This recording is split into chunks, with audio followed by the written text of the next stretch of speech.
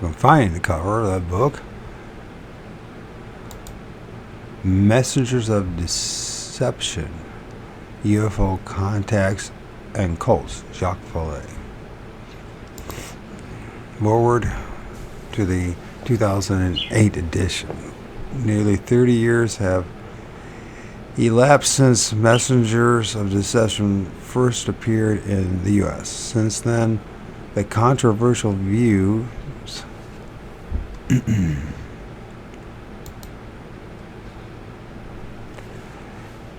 it expressed have been vindicated and thrown into sharp focus by shocking events that were reported worldwide. In particular, the stark warning I issued in connection with the hymn cult, "It Only Cost Your Life," appears as unfortunately prophetic in light of the March 1997 collective suicide of Heaven Gates as a group of became known.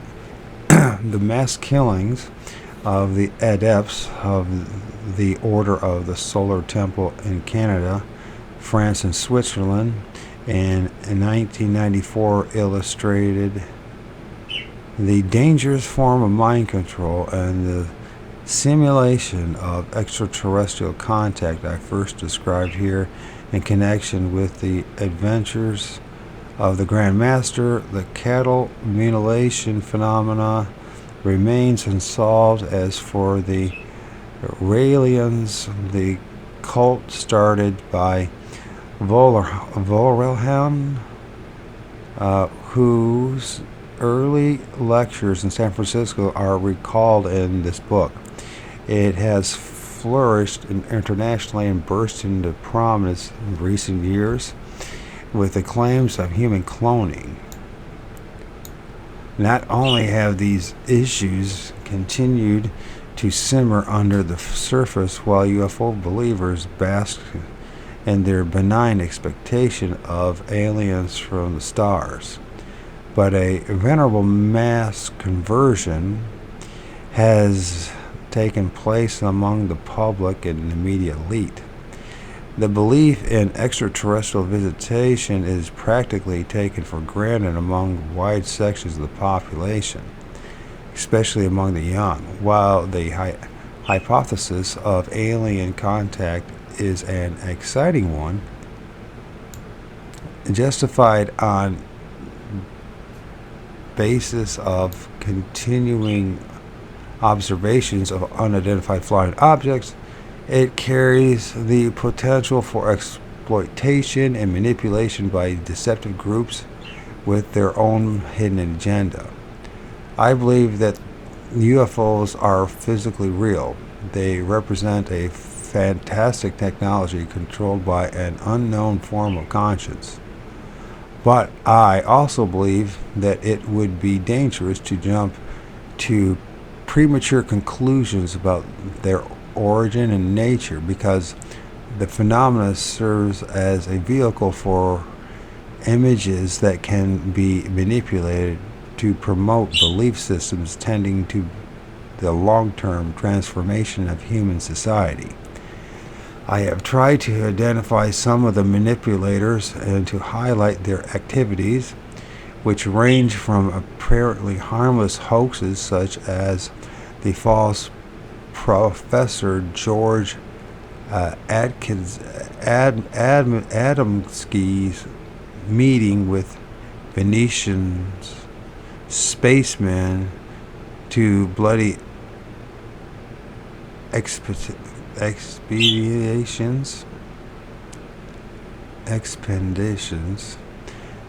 expeditions that have littered the American landscape with the carcasses of mutilated animals. I have found disturbing evidence of dangerous sectarian activities linked to totalitarian philosophies. The ease with which journalists and even scientists can be seduced into indiscriminate promotion of such deception is staggering. In the context of an academic attitude that rejects any open investigation of paranormal phenomena. Such a fanatical conversions must be expected. For me, that is only one more reason for an independent thinker to remain vigilantly against false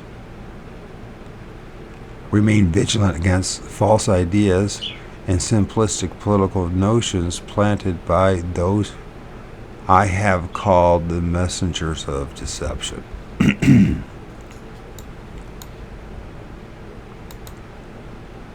then we got the prologue, a dream world far off. Give me the superstition of a nation, and I care not who makes their laws or who writes their songs. Mark Twain. That sounds familiar, doesn't it? So, except nobody ever jumps into the Pontomac.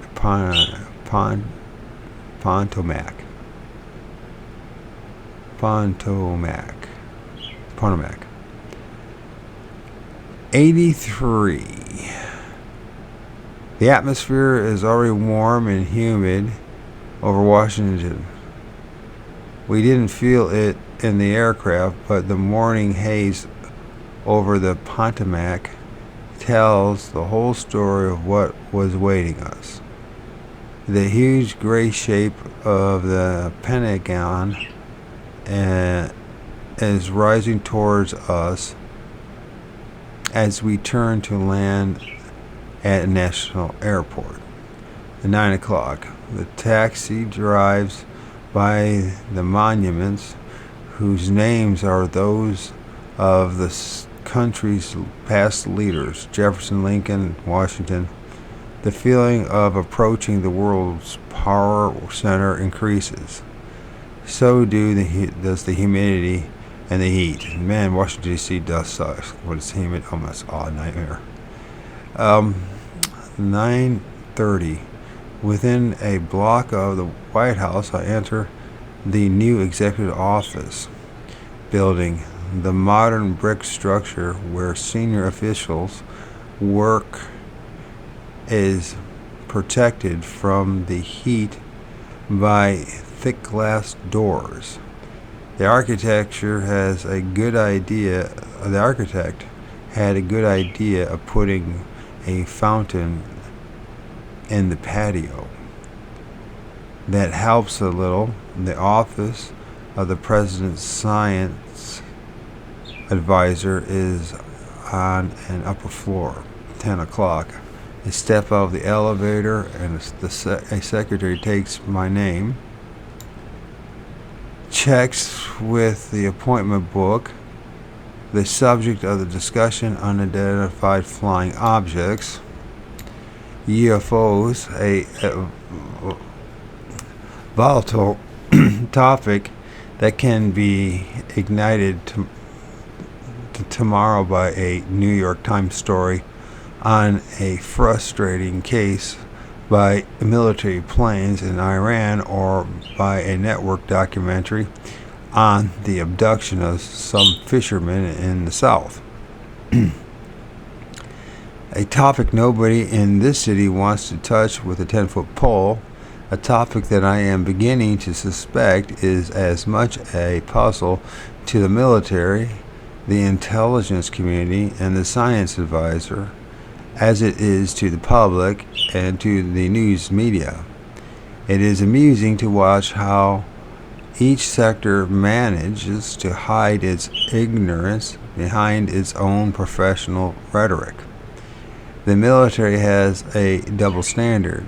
In public, it keeps a stiff upper lip. Whatever they are, says the generals, UFOs cannot possibly pose a threat to the security of the United States. Why is it then that amazed witnesses continue to report the mad scrambling of jet fighters every time a light wanders through the sky? None of the regulations that make it a duty for military personnel to report UFOs and a crime to talk about them has been withdrawn. Even after closing the Air Force's Project Blue Book 10 years ago.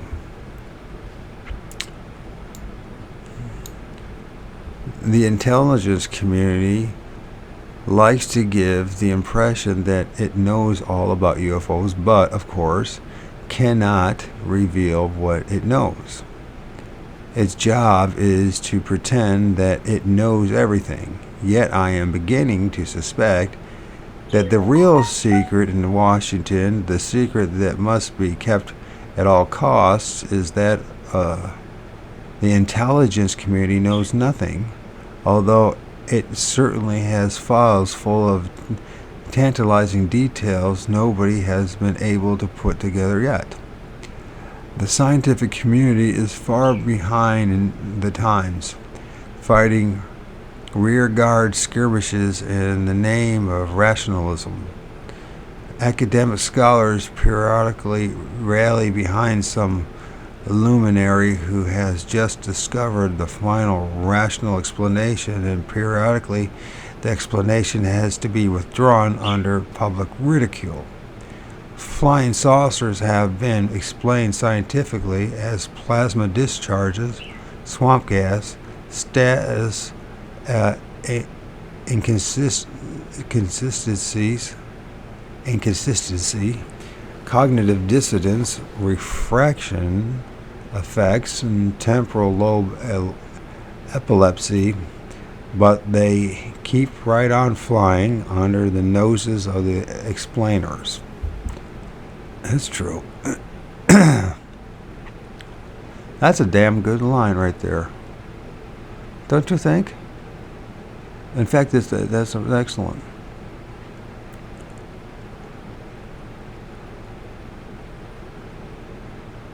Excellent. That was excellent. I can see why everyone is so pro Jacques Vallée. Is he the dude writing this stuff, or somebody else? Does he have somebody else writing for him? The typical of the thousands of close encounters cases reported in the last 30 years is this sighting in Quarable, France. If I pronounce it right, which heralded a major wave of sightings in Europe in 1954. The witness, railroad employee Marius de Wilde, saw a craft that had landed and two occupants of it. French police and Air Force intelligence regarded the object as unidentified. Photo couriers of the U.S. Press International.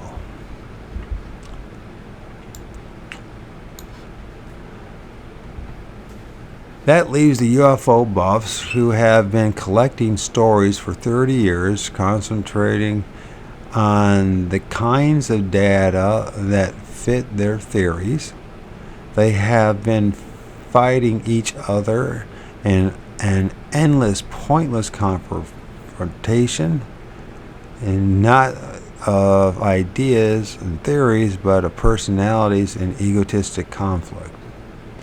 Some encouraging words by President Carter electrified these groups when he asked Jody Powell and science advisor Frank Press to see what could be done. The new director of NASA was gingerly approached. Would the agency agree to act as a focal point for public inquiries? The director said he would. What about a project to investigate the current sightings? NASA was going to think about it. Seated across the desk from the science advisor's assistant, I began asking my own questions. Why NASA? I would like to know. NASA deals exclusively with space technology. Has the Science Advisor Office already established that the UFO phenomena is technical in nature and originates in space? Or is this choice merely a response to the perception of the public and the media. Several serious researchers in this field question that idea that UFOs are extraterrestrial visitors.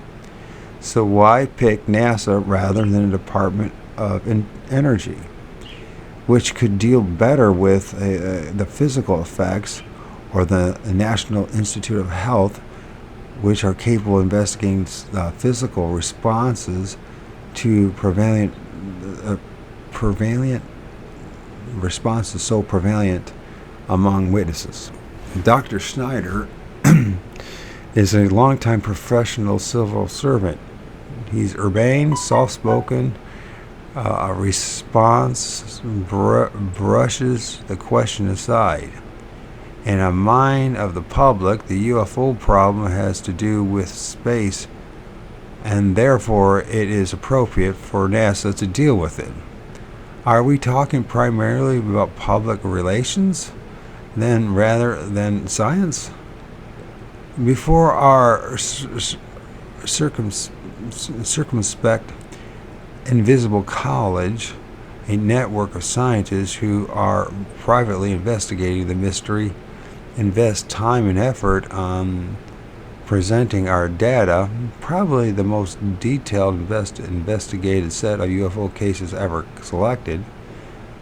We have to know these answers. Is the government thinking of starting a new Project Blue Book? A new Condon report? If so, we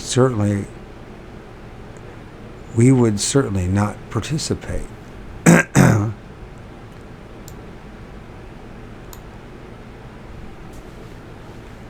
That would not leave the science advisors without assistance, however. A file of papers on the desk contains letters from UFO groups offered from contactees who want to tell the president about their space brothers. Recommendations to set up saucer observatories equipped with radar and lasers. They have spent lonely nights on hilltops waiting for visitors from the sky. And some have returned claiming to have met them. Good luck, NASA. 11:30. I leave the new executive office building, calling to mind another conversation a few months earlier with a member of the French cabinet. The quiet apartment was the setting for a private discussion, which began with a review of French research on the subject and drifted toward the possible causes of the phenomenon. If the UFOs did not have extraterrestrial cause, if they were not space visitors, then what? I suggested that the phenomena, or at least its social effects, might be closely monitored by a human group, not necessarily a government. No analysis of the problem would be complete if it did not address the possibility that a group of unknown persons either influences the phenomenon itself or is using public reaction for its own purposes. Preposterous. Question mark. My host did not seem to think so.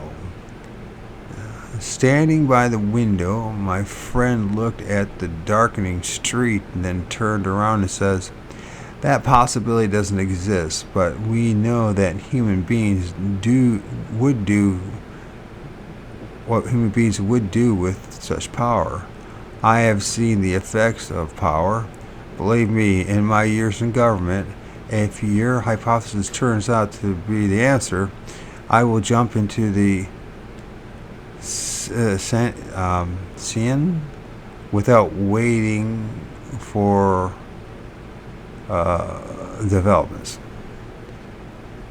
The Seine, I guess, is that a river? Seine? Seine. Noon. In the bright sun of Washington, the humid the humid, hazy air, I remember the chill of that conversation in Paris. Did I sense the same helplessness in the answers I just heard? No, the Carter administration is acting as if it is concerned only with responding to public interest in the subject. NASA will rapidly sense this attitude and will turn down the assignment.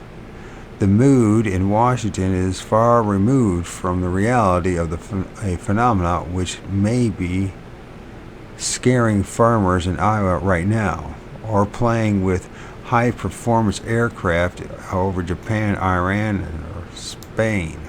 Washington is not partial to long-term analysis. Besides, the Potomac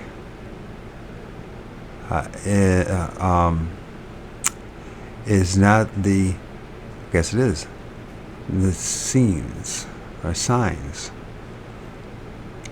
No one ever jumps from the Key Bridge. Three aspects of the UFO problem.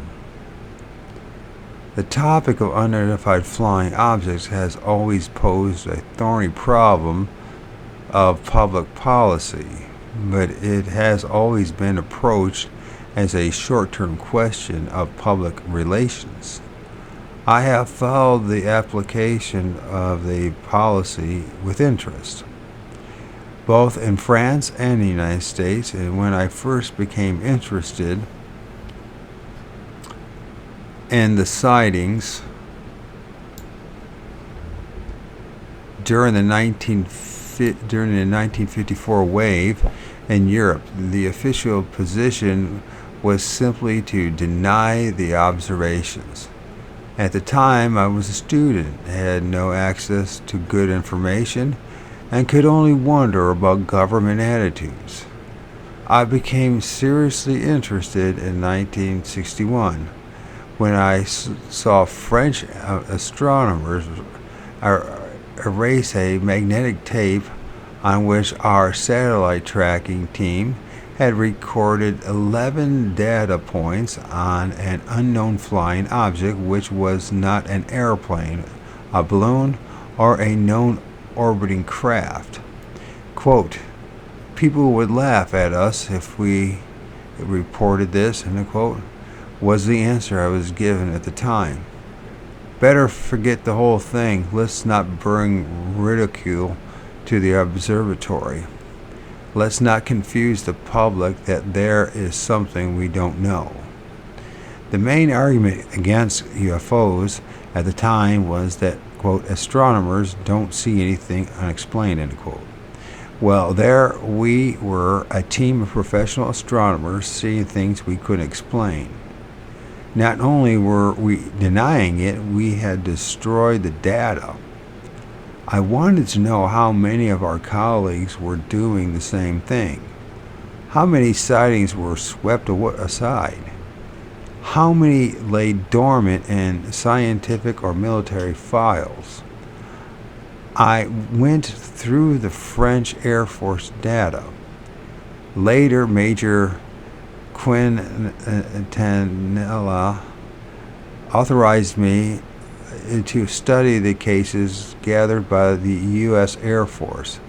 I wrote a couple of books on the subject to summarize what I found. There was a real phenomenon there, I concluded. It might very well originate from outer space.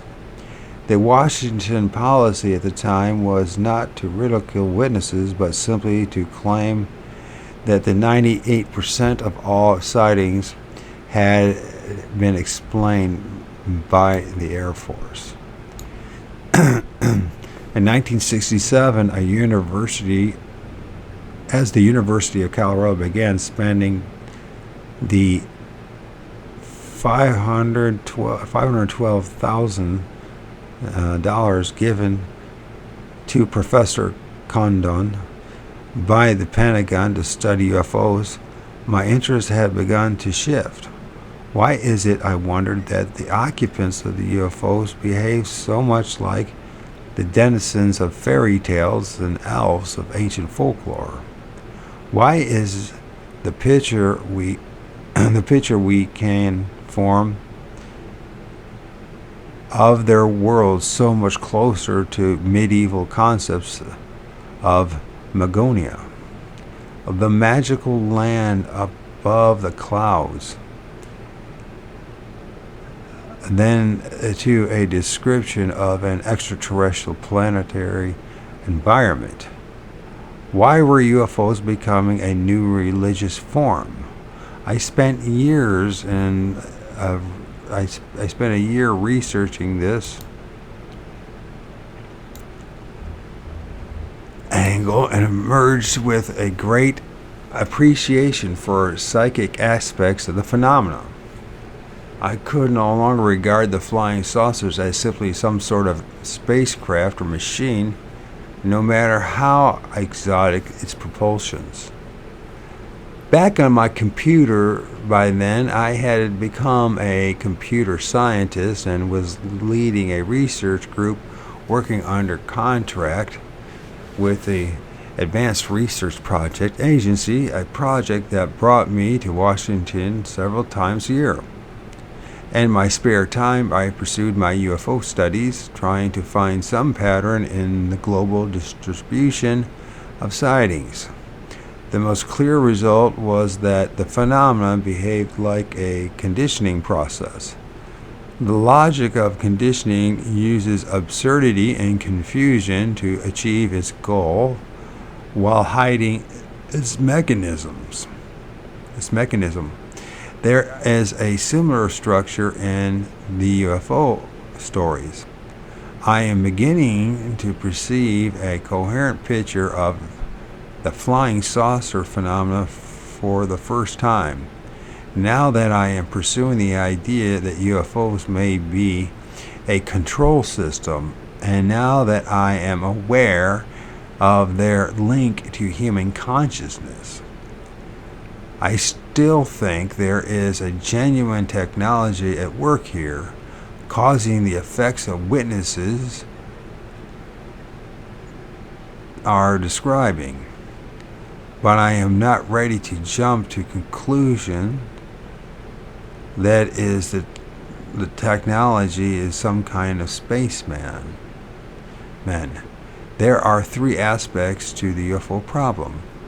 First aspect is physical. The UFO behaved like a region of space of small dimensions, about 10 meters, within which a very large amount of energy is stored.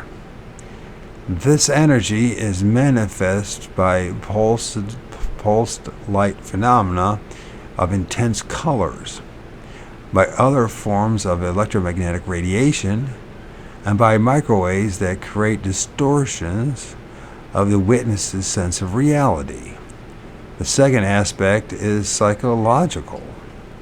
It is debatable whether anybody has seen the actual technology that supports the phenomenon.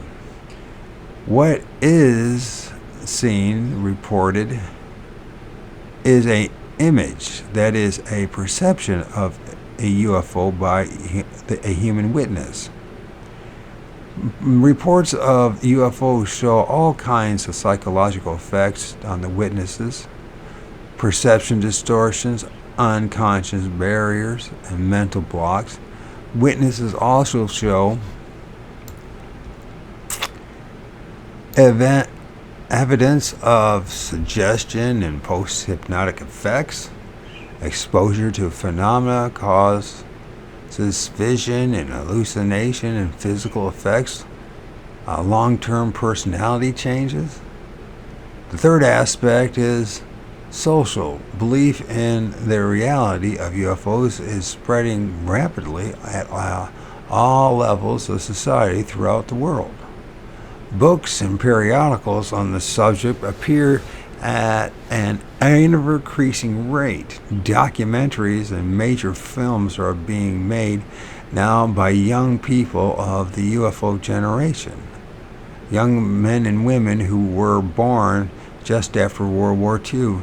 who grew up with flying saucer stories, who have moved into influential positions in the media. Expectations about life in the universe have been revolutionized by such belief changes in the public. Political and economic attitudes are changing too.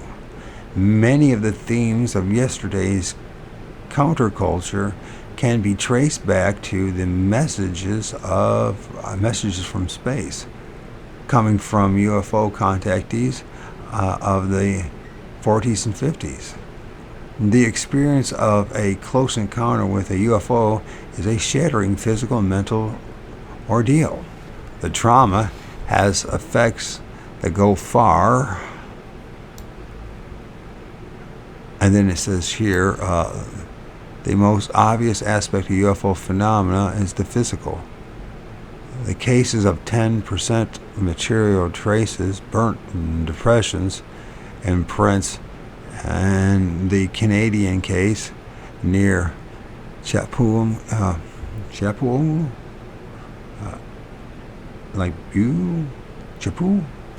Quebec,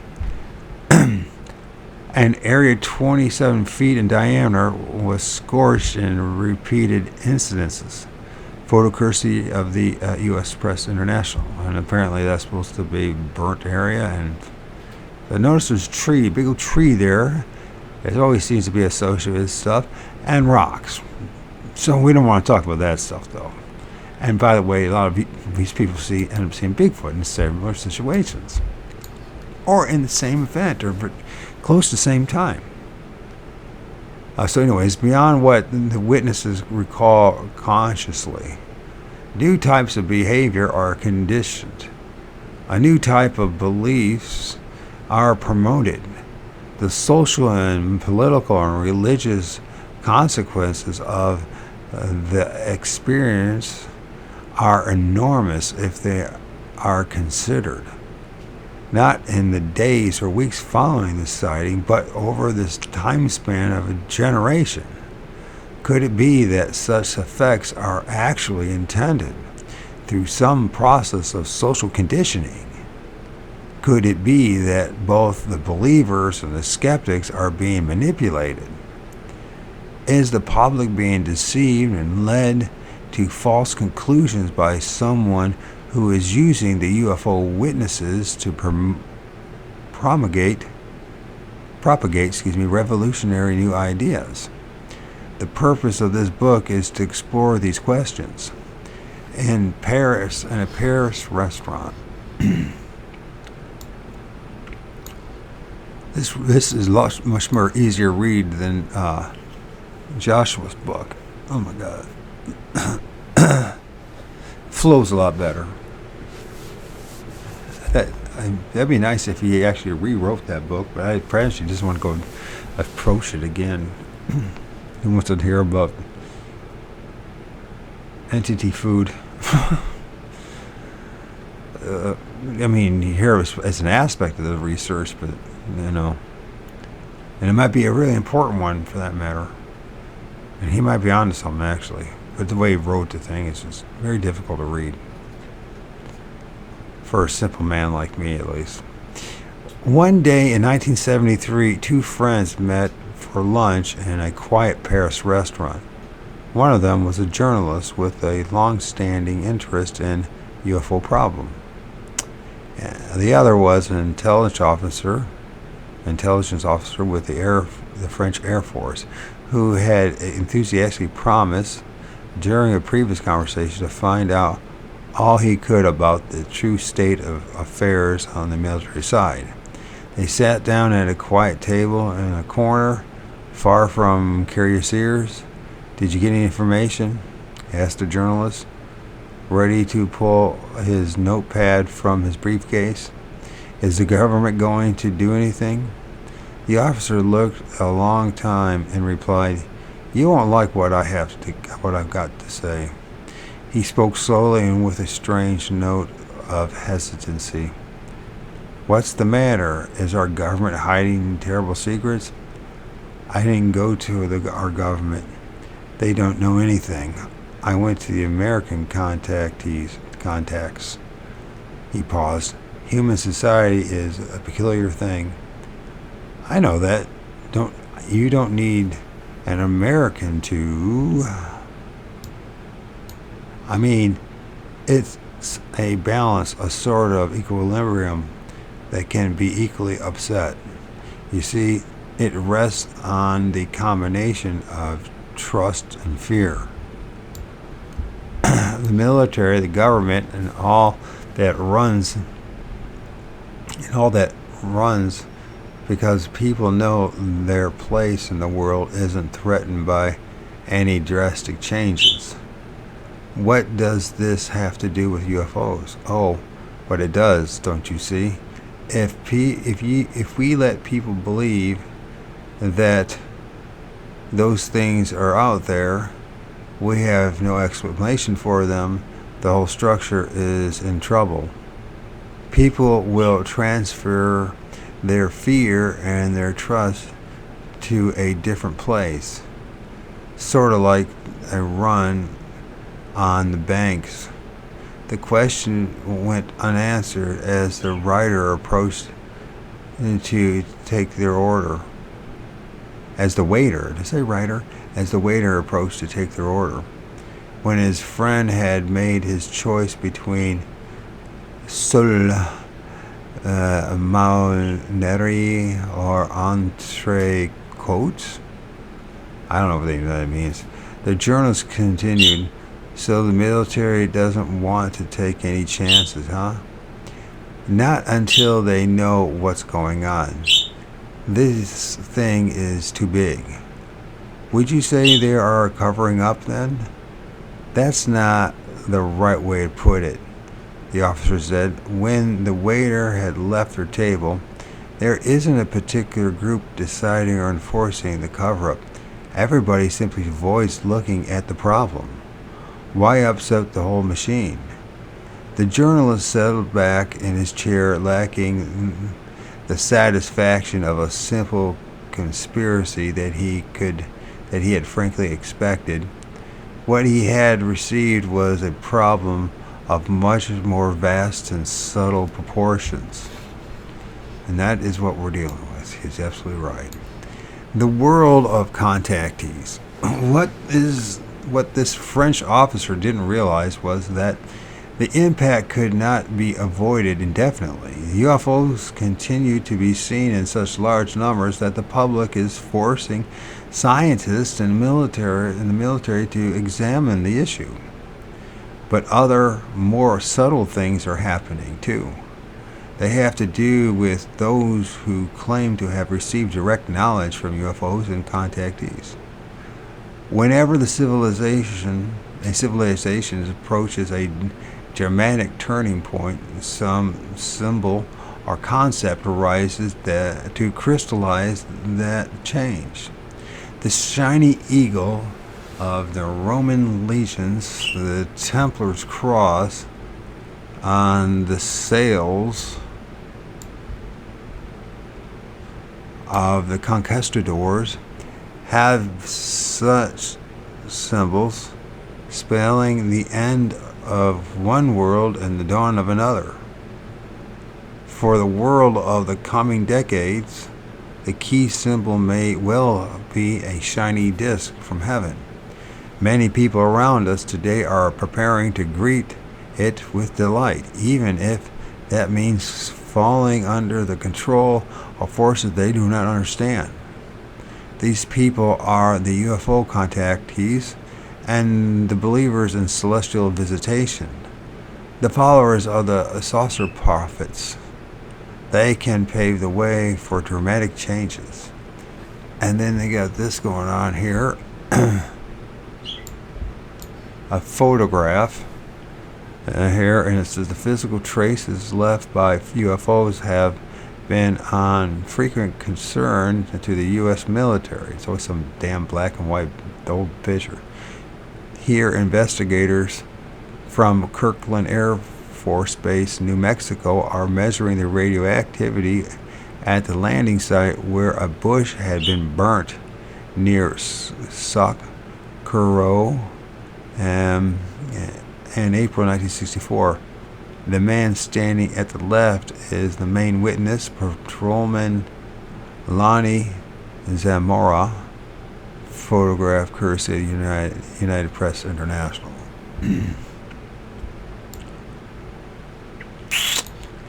It's a common mistake to assume that contactees are always irresponsible crackpots or elderly mystics. A case in point is a young man named Gregory, whom I used to know as a systems programmer with one of our leading think tanks. He quit his job to form a psychic center. He is now publishing a newsletter devoted to his experience with higher entities. He believes that in so doing, he follows the telepathic instructions of a superior force. Some feel that he has found a new moral framework based on revelation. Others argue that he is a victim of a delusion that could spread like an epidemic.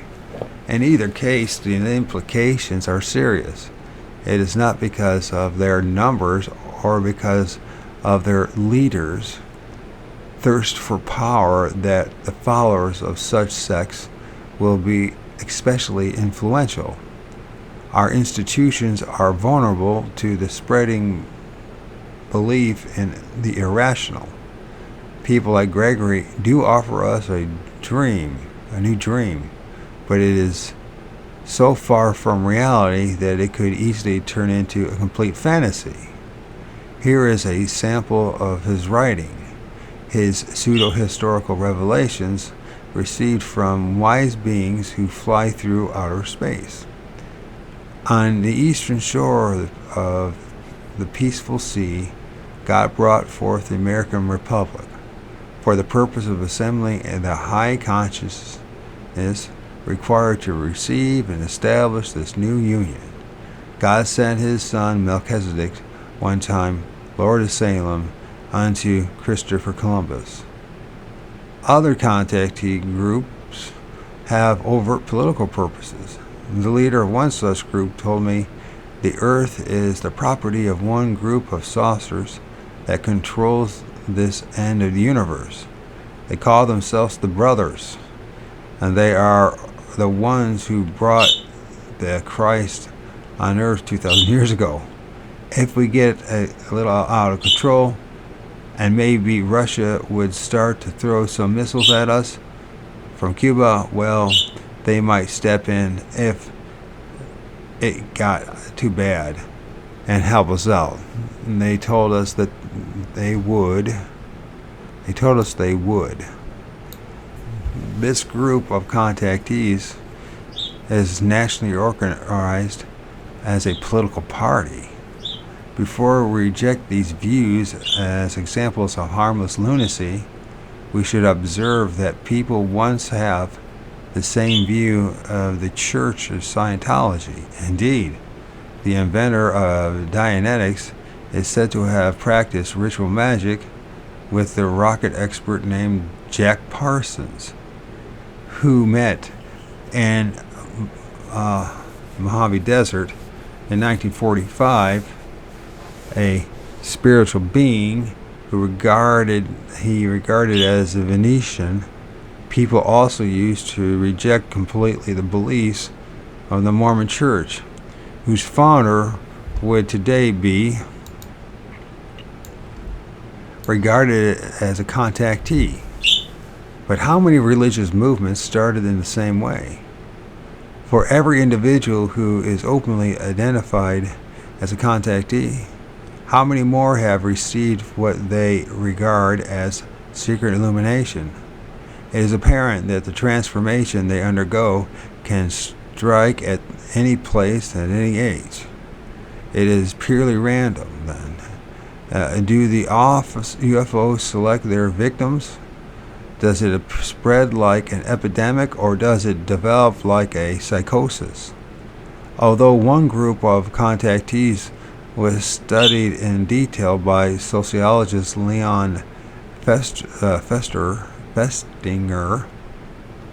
in his book When Prophecy Fails, we do not really know the answer to these questions because too few of the contactees have been carefully investigated. What we know is that their transformation releases ideas that challenge established structures. The followers of modern UFO cults are often 10 persons who, like Gregory, have become disenchanted with science and technology.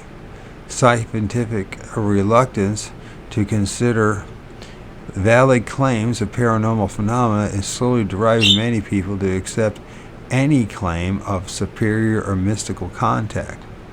The voice of science has lied to the 2 of 10. The voice of science has lied too often. That's what it's supposed to be. So the line, okay, too often. This is true. And it's like every institution. A large fraction of the public has turned it out completely. Science, social science has not yet. That's a very honest statement from a scientist. My God. That's one of the most honest statements I ever heard from a scientist. Social science has not yet achieved an understanding of the process by which new religious experiences arise and new sects become influential churches. Also, revolutionary cultural changes often appear at first, as the UFO sect does do today, to be irrational, absurd, and contemptible.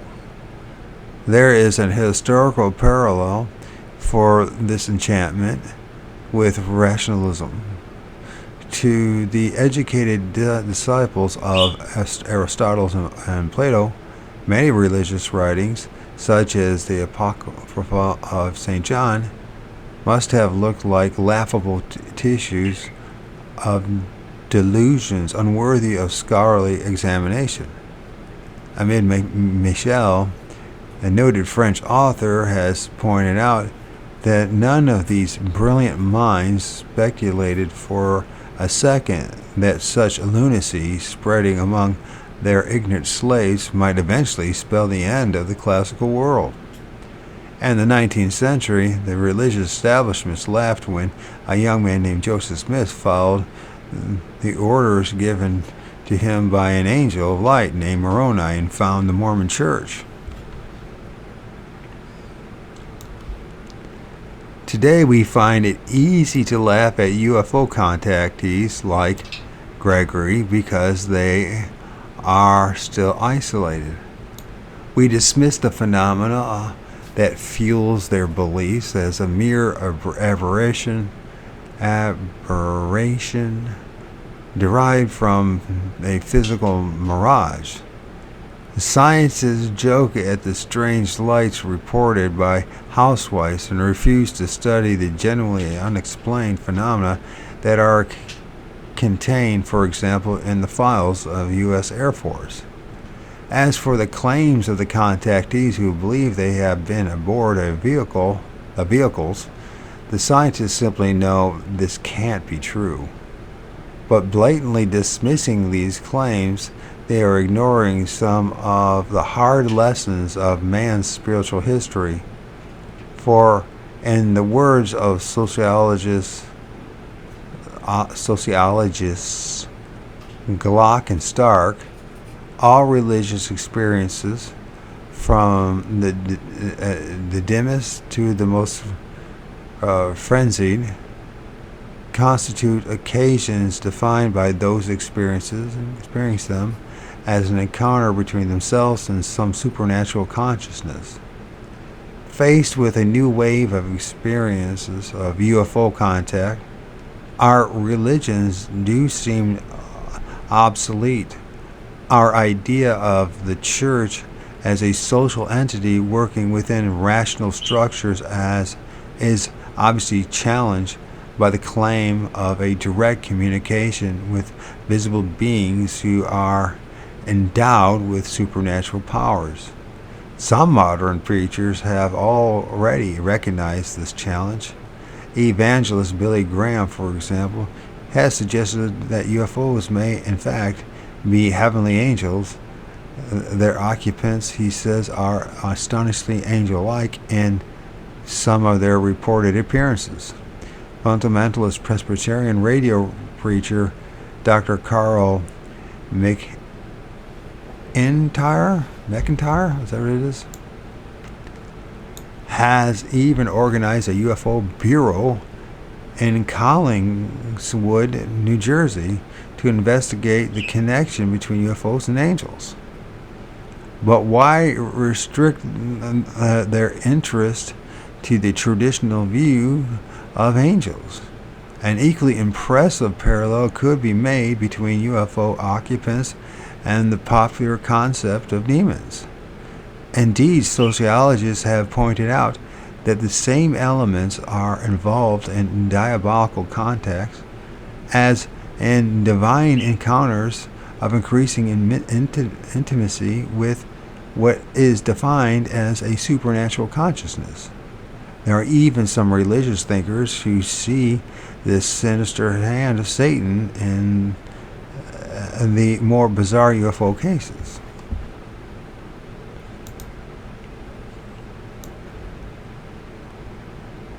That's probably a good place to take a break. Now, I enjoy this one. I can read this book, actually. And, man, I struggle with it. Hutchins' book, man, fuck. UFO counterculture. Who is likely to be the underdog in a conflict between the old myths of rationalism and the new myths of revelation from space?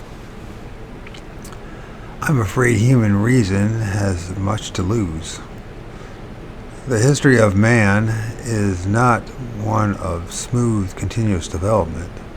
Rationalism, on which modern scientific thought is based, had to fight long and hard to establish itself. Once in power, however, it has fallen into complacency and has become unwilling to recognize the occurrence of the irrational. I am Michelle,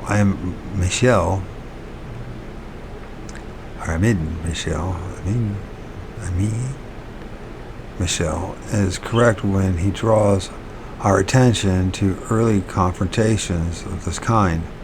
Western culture went through such a confrontation when the fanatics of the early church destroyed the Greek scientific establishment. The conversion which humanity underwent in antiquity was prepared by the collapse of the ancient religion and began in the middle of the Hellenistic period and went on with even greater strength under the empire until it was preferred in the victory of Christianity and the passing of the ancient culture into the Middle Ages.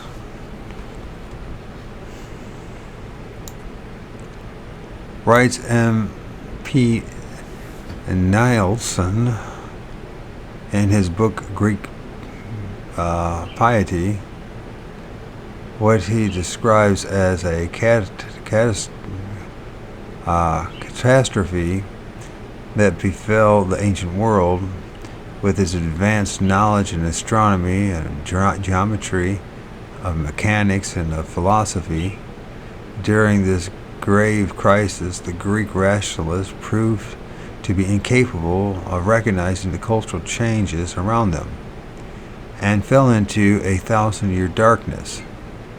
What form did the conflict take? It was the conversion from rationalism to mysticism, from the clear and logical lines of Greek thought to faith in wonderful supernatural and supersensuous, from love of the beauty of the world to the body to flight from the world and condemnation of all that was corporal. The real counterculture of today is not one of new lifestyles and radical attitudes. The counterculture of UFO contact is more durable, more subtle, because it is not tied to a particular social group or age bracket. If the science advisor to the president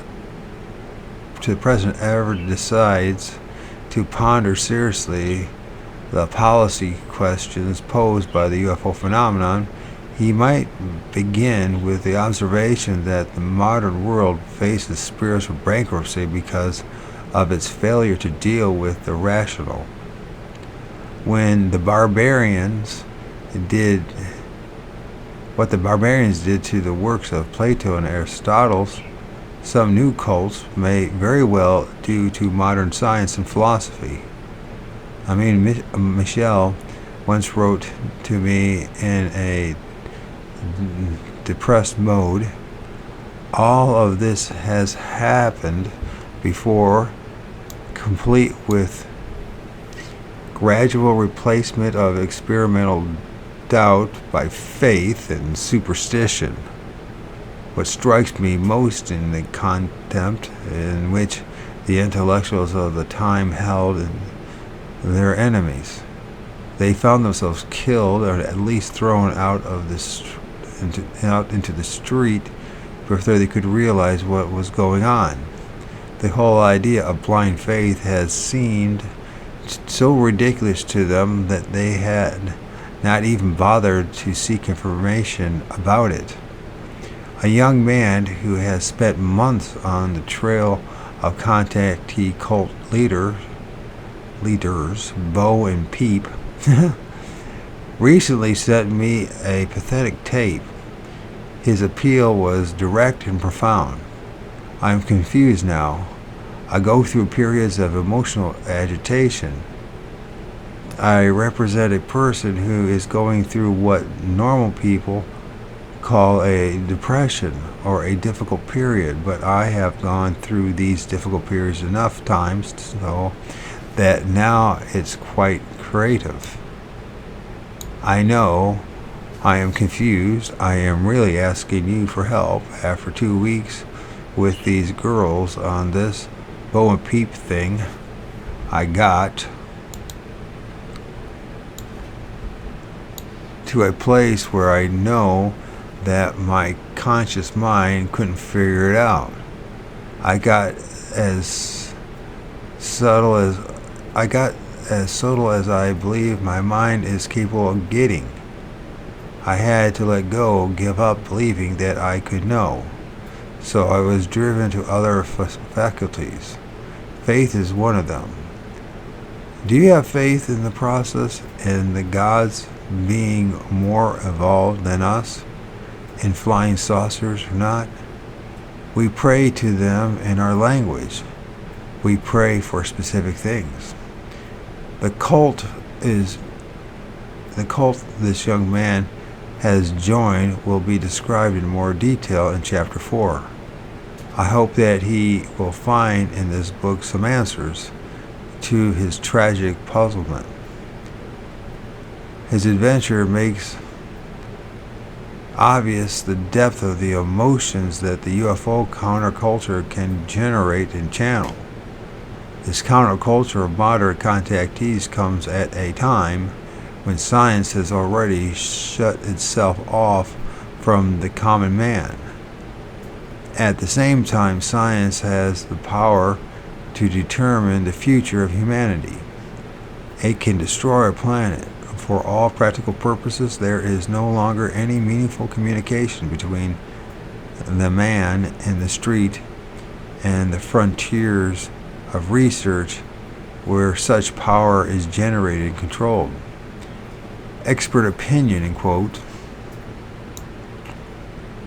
on any subject of policy, from energy supply to cloning, from the ban of the SST to the censorship of TV violence, has become a game in which the answers are constantly revised, not to reflect new knowledge, but to follow the trends of the academic fashion.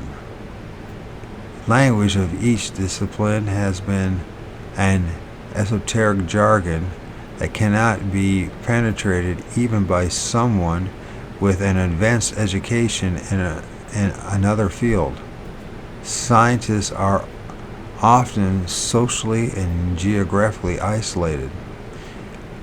This isolation of knowledge is matched by the failure of other social structures. Here too, the parallel with the ancient Greece is interesting. In 5 Stages of Greek Religion, Gilbert Murray mentions that in Greece there was gradual awareness of 2 failures.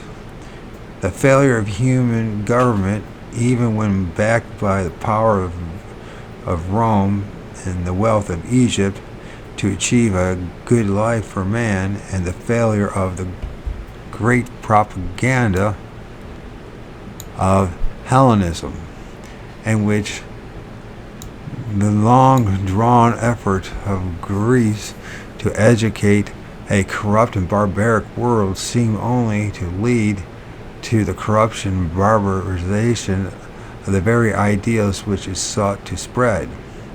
Under these conditions, so similar to those of the Western world today, in which human government is regarded with suspicion, and which education of the emerging nations by the affluent ones is non-existent, what did the Greeks do?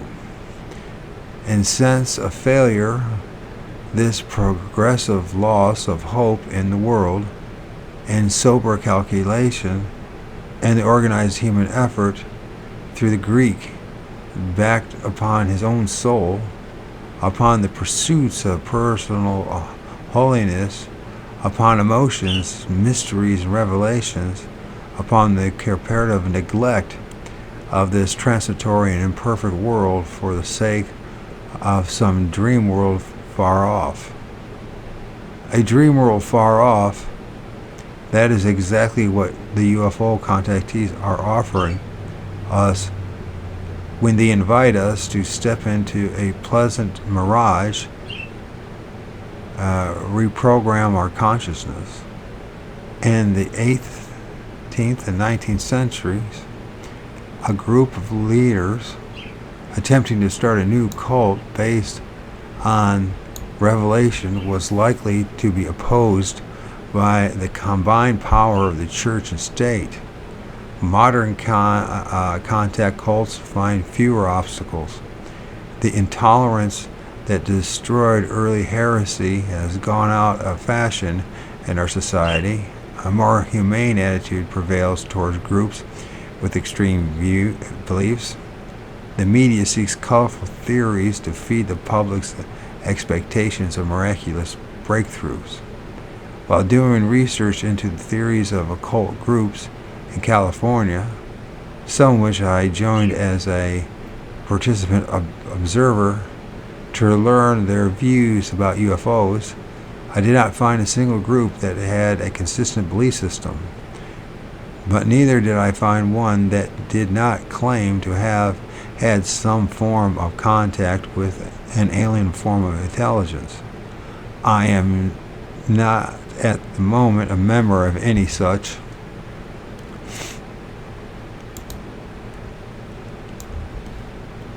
group or sect, but I understand one thing: the idea of contact with so-called higher forms of consciousness has social and political implications that go far beyond its appearance of being a simple scientific speculation. The public is already cynical about the roles and values of government, science, and the military establishment. The mere statement that unknown objects are penetrating our atmosphere and maneuvering at will would further erode the people's confidence in all political structures. It would generate fear in many sectors. Consequently, governments in every country are trying to avoid such potential effects. by censoring information about unexplained phenomena, as the discussion in Paris restaurant quoted earlier indicates. But I doubt that censorship can long be effective in the face of continuous sightings by the public. I think that the UFOs represent an objective, really, that we can study only by revolutionizing existing disciplines. Confronting the irrational means promoting pioneer research in physics and biology. We also need to begin a kind of research that will take UFO data as empirical observations and try to use them to initiate an interaction with the phenomenon itself. We should do this now before the new myth is created, before the myth of extraterrestrial revelation replaces belief in the rational acquisition of knowledge. Sooner or later, the emotions stored in the UFO phenomena will be released. What kind of social reaction will appear then? There may be new churches and new political movements. Each sector of society will react in its own way. The temptation will be great for our technocrats to respond by building giant facilities to eavesdrop on the universe, like the multi-billion-dollar projects already proposed by some radio astronomers. Although these projects would do nothing to explain the observations of unusual objects on Earth, they might deflect some of the public's pressure that observations are creating. Such projects might be an astute political move to prepare the public for other things to come.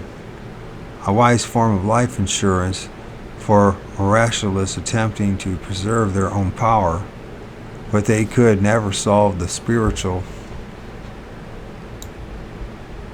problem raised by the idea of contact. The real consequence will be much more complex and will go much deeper. I propose that the UFO we see is, among other things, a device which creates a distortion of the witness's reality, that it does so for the purpose which is the project image, is to project image and fabricate scenes designed to change our belief systems, that the technology we observe is only the incidental support for a worldwide enterprise of subliminal seduction. Have we allowed our need for rationalism to become so much like a dogma that it cannot afford to open discussion of such possibilities? Evidently, the idea of contact with alien intelligence has acquired an explosive quality that goes far beyond the ludicrous appearance of a few fanatical statements by isolated believers. But it must be faced precisely because it is so potentially dangerous. Why UFOs are important. UFOs are extremely important to contemporary civilization because irrational forces are an integral part of the nature of man. These forces can be recognized. Once they are recognized, they can be nurtured and used. The subtle power of groups like the contactees lie in the unwillingness of existing structures to recognize the reality of new phenomena and the need for change. This failure makes it necessary for each individual to deal with the challenge of his own spiritual level. I believe there is a machinery of mass manipulation behind the UFO phenomena. It aims at social and political goals by diverting attention from some human problems and by providing a potential release from tensions caused by others. The contactees are a part of the machinery. They are helping to create a new form of belief and expectation of actual contact among large parts of the public. In turn, this expectation makes millions of people hope for the imminent realization of an age-old dream, salvation from above, surrender to the greater power of some wise navigators of the cosmos.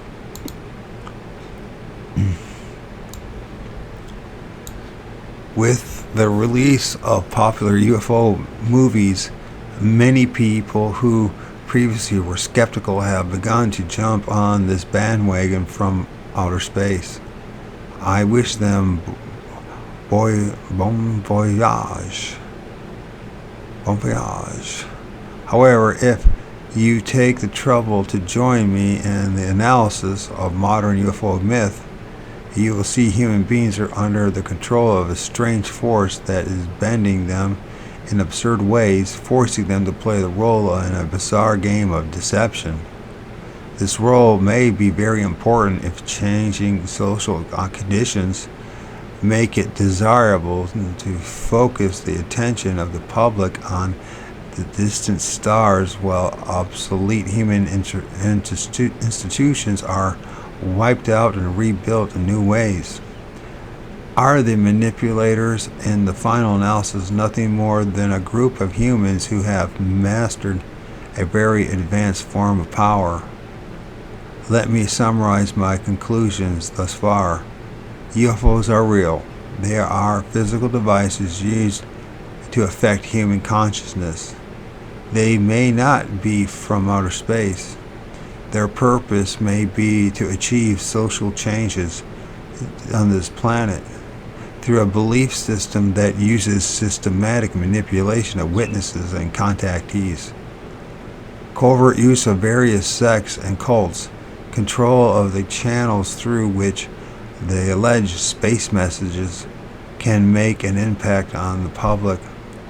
One part of the book will assemble the argument against the idea that UFOs come from outer space. It will describe what contactees are actually experiencing: confusion, helplessness, and often despair. Part 2 will expand on the discussion to a subject that is shunned by all UFO researchers: politics. For if UFOs make an impact on our social reality, they are bound to change our political reality as well. This discussion will lead to a new model of what is happening, a model in which UFOs appear against the background of a worldwide manipulation operation. Part 3 will show the brutal consequences of this model. It may add apprehension to disappointment as we suggest that the mutilations of animals that are taking place throughout the western states are part of the same manipulation. A friend who reads this book in manuscript advised me not to publish it. That's not what America wants to hear, he said. America wants a big UFO that flies down from heaven as a close encounter of a third kind filled with new hopes for mankind. America wants a shiny spacecraft to replace the deflated balloons of its religious values. If UFOs are connected with unexplained mutilation of cattle and with behavior modification on a grand scale, Americans don't want to know about it. Even the sensational National Enquirer is of the same opinion. The panel of investigators which the magazine maintains to review UFO cases, a committee on which leading civilian research groups are representative, has decided that the link between UFOs and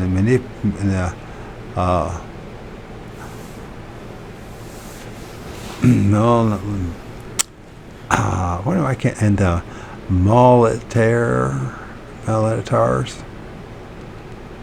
manipulations of multilaters. I can't say the damn word. Motelaters. And the militariters. What the hell is that?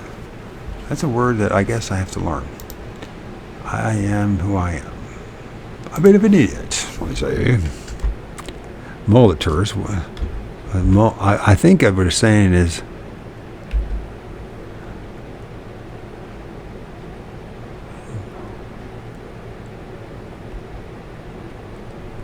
okay.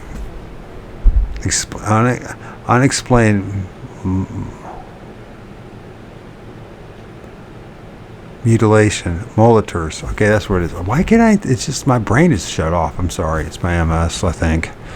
I think it is. It could be something else altogether. Anyways, let's try this again. Has decided that the link between UFOs and the mulatars was an idea whose time had not yet come.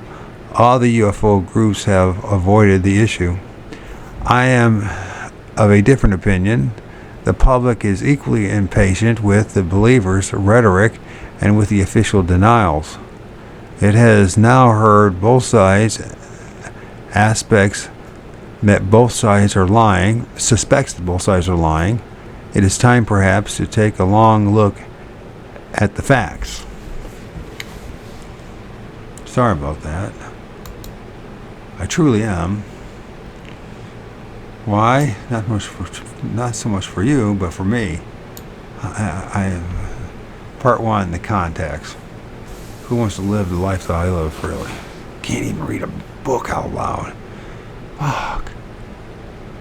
There is in many of us, obviously, a deep-seated desire to assent to extraterrestrial forces, to be embraced by them, overwhelmed by them, and if possible, deprived by them for our own weary responsibility of ourselves. Hippos of outer space. Russell Davis, reviewing Close Encounters of the Third Kind, in the Observer, March 19th, 1978. Fuck. One. Section 1 and Part 1. The case against spacecraft. People wonder if they looked like an outer space deal. I told them I didn't know what an outer space deal looked like, but I do know this was made in America. I am sure I had a plain old GI in it. It had a plain old GI in it. I know that much. I would know the man if I saw him in Chicago tomorrow. What gets me is that if they are supposed to be such secrets, why do they put themselves in a compromising situation? Being near a highway, he did not have to be there. There wasn't any point being there. An aircraft instructor, 1966, authors of follow-up to an Air Force investigation. A fisherman from Mississippi who has been subject to lie detector tests 6 times, faces the nation in primetime TV, seated between Dr. Carl Sagan and an astronomer, describes the 2 robots who came down to take him into a UFO. There was a big machine with an eye. It examined me. Ufological experts across America pull out their yellow pads and consult their databases. The fisherman has been hypnotized by an engineer who learned the technique in his spare time, who assures us that the experience was real.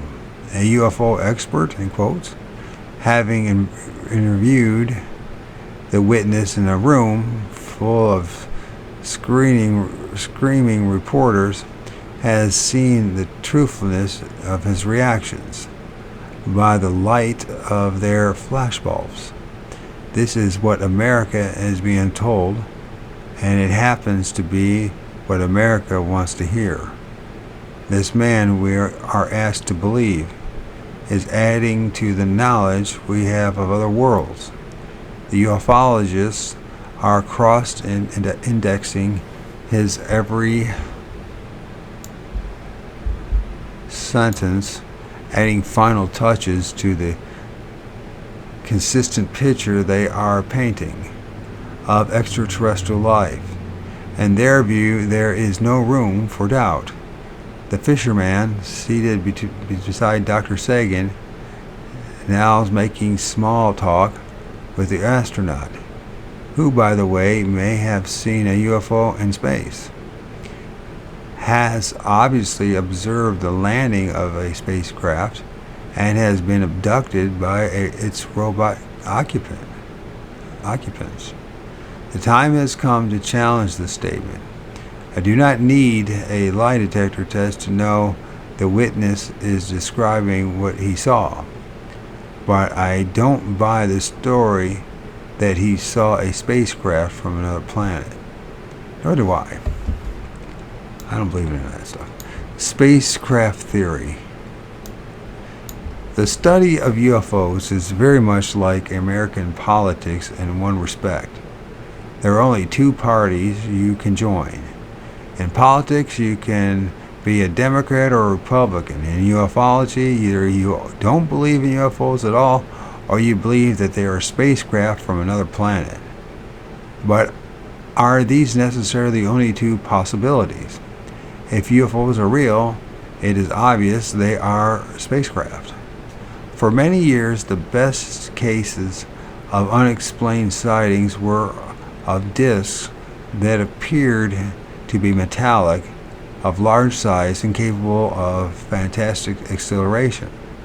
They frequently disappeared by going straight up out of the witness's view, suggesting that they were going home to another planet. Their occupants were wearing diving suits and walking awkwardly. The French press of the 1950s, for instance, was full of reports about the robots and the Martians. The consensus among UFO researchers in the 1960s was that we were probably dealing with space invaders, space visitors.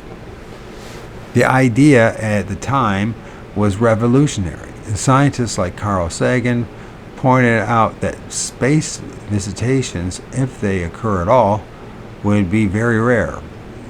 Other scientists like Donald Menzel rejected the whole idea because even the nearest star are too far away for interstellar travel to be feasible, even at high speeds. All such arguments are valid only if one assumes that their science has not superseded in any fundamental way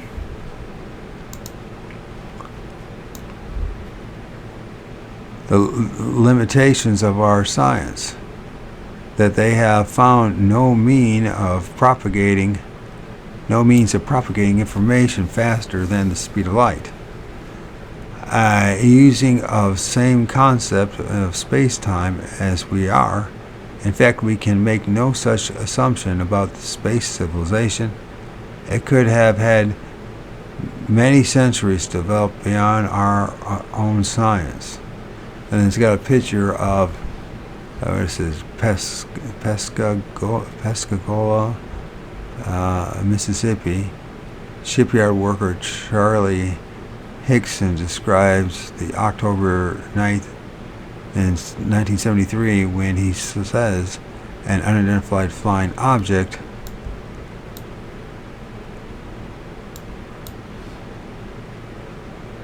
landed in the old shipyard, or Scoopiter, something like that. Hickson claims three things: picked him and young Calvin Parker up and carried them aboard a craft where they were closely examined. Once again, photo courtesy of United Press International. The real question is, does the spacecraft hypothesis explain to our satisfaction the facts of the UFO phenomena as we know them today? The answer is a definite and resounding no. The contactees and their friends will challenge this answer in many ways. What about the messages we are receiving through channels, through automatic writing, assuring us that the vehicles come from other worlds? What about our own observations in deserts and remote areas? And what about the evidence of the star map seen by contactee Betty Hill aboard the UFO which abducted her? And finally, what about the hundreds of reports of landings that have been made around the world? We need to examine closely the so-called evidence to decide whether or not it contributes anything to spacecraft theory. There are too many landings. The first argument against the idea of flying saucers as spacecraft lies, oddly enough, in the large number of verified unexplained sightings.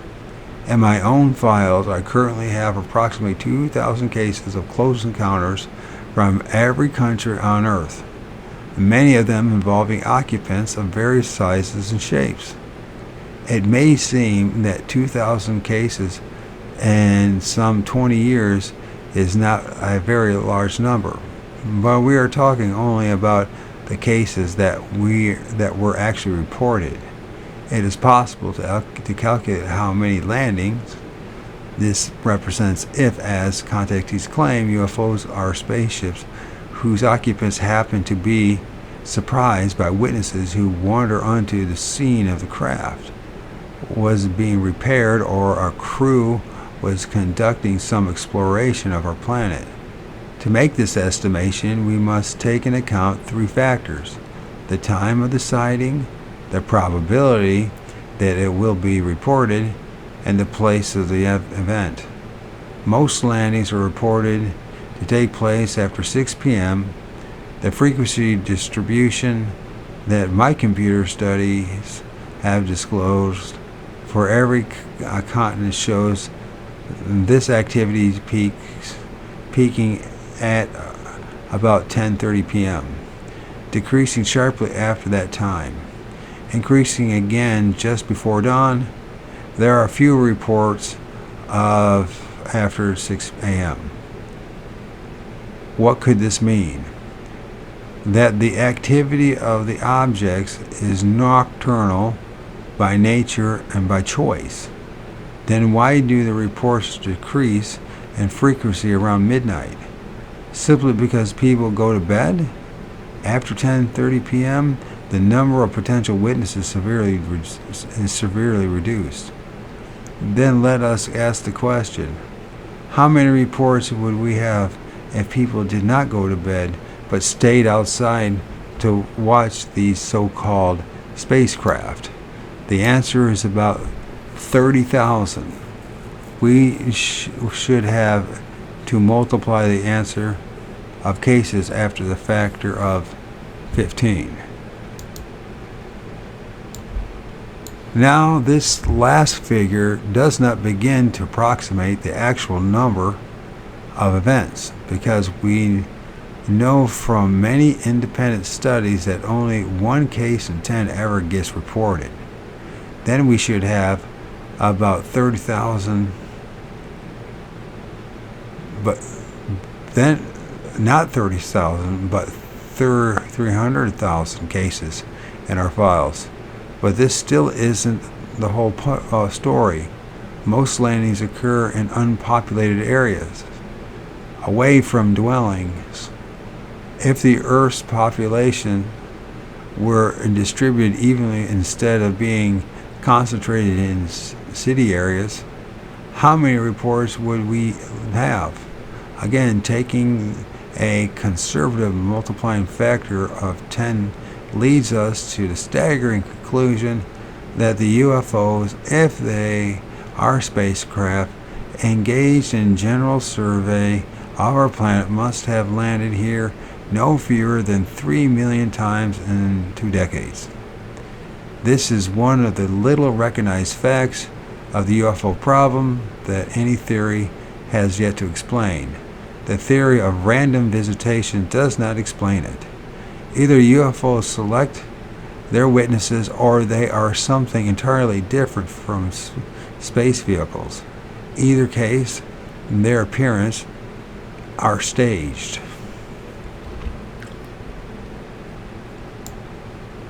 The strange physics of UFOs.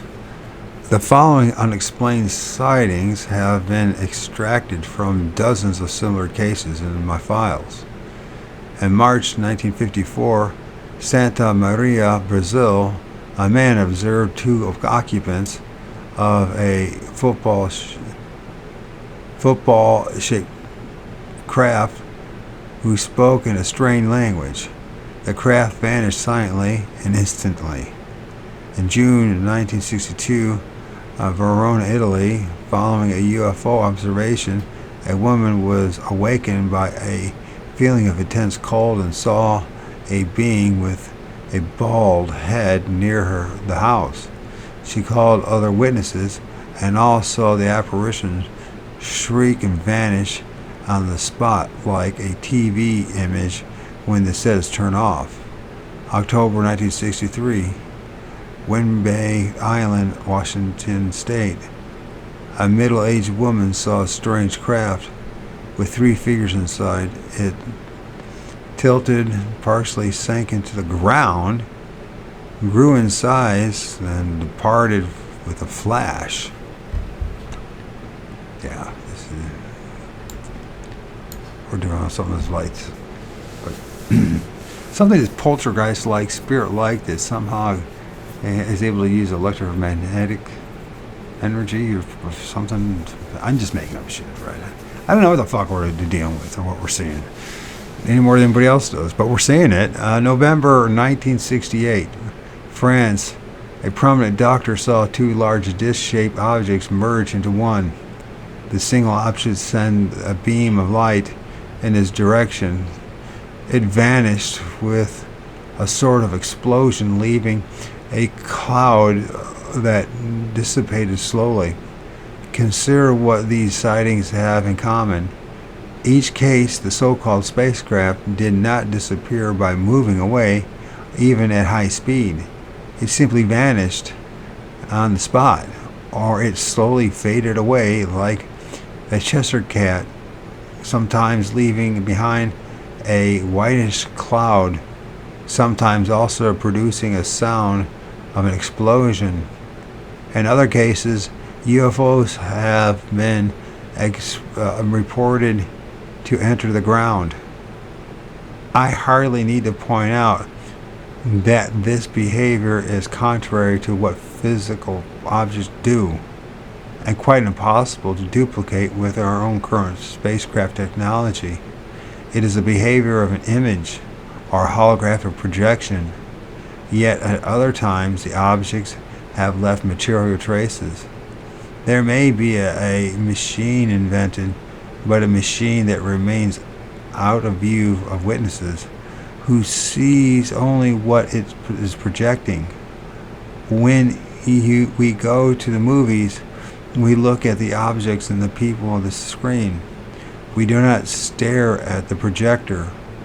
Sounds and voices, too, come to us from the screen, not from the direction of the tape machine. Besides a single physical machine, a camera can trigger millions of similar experiences in a people who watch the resulting film projection. UFO events could be staged the same way to suggest to us an impending intervention from outer space. Most witnesses are not primarily reporting an object or a craft. They are reporting a light, a massive, multicolored, intense, pulsating light, a playful, fascinating, impressive, hypnotic light, which is accompanied by strange sounds. How much do we know from the available scientific literature about the effects of strong pulsating colored lights and other electromagnetic radiation? Pitiful little. Until this area is fully explored, we will have to think about the physics of UFOs, mainly in terms of the witness's perception, not in terms of spacecraft propulsion.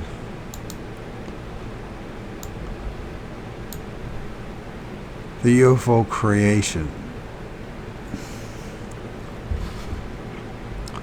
I guess I should get ready, clean up a little bit, do some running around, and get back to writing before I... hopefully today I'm going to be interviewing Brown Dwarf about his UFOs that he's filming in California, and he's filming on a consistent basis. UAPs. Unidentified aerial phenomenon called ghosts. The UFO creatures. Contactees tell us they have met the denizens of other planets. In some cases, the beings turn out to be robots or dwarfs in diving suits. But in most instances, they are humanoid, and they could breathe our air. They walk normally on our planet. In a variety of sightings, they were occupied by human beings. Occasionally, occupants were completely human or spoke human language. However, visitors from outer space would not necessarily be human in shape. They would certainly not breathe our air for fear of viruses. They might have serious problems with Earth's gravity. You can push the suggestions aside and assume that the visitors are advanced enough in genetic manipulation to have grown humanoid pilots for their spacecraft. Perhaps they have even kidnapped humans to breed space children destined to become saucer crew members. But even these outlandish assumptions fail to explain the facts.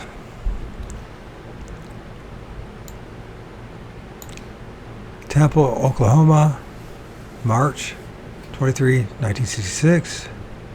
An instructor in aircraft electronics at Stafford Air Force Base is driving to work at 5 a.m. on Route 65 and approaches the intersection at Highway 70. 1 mile before the intersection, I saw a very bright light. A mile or so to my right, I suppose it was a truck having trouble on the highway. I went on to turn west on Highway 70. I went a quarter mile or so, changed my mind, and thought that it was a house that was being moved down the highway in the early morning hours. Did I seem to be getting closer to it all the time? Yes, sir. I was parked on the highway and I got within 100 yards of it and stopped, got out of my car,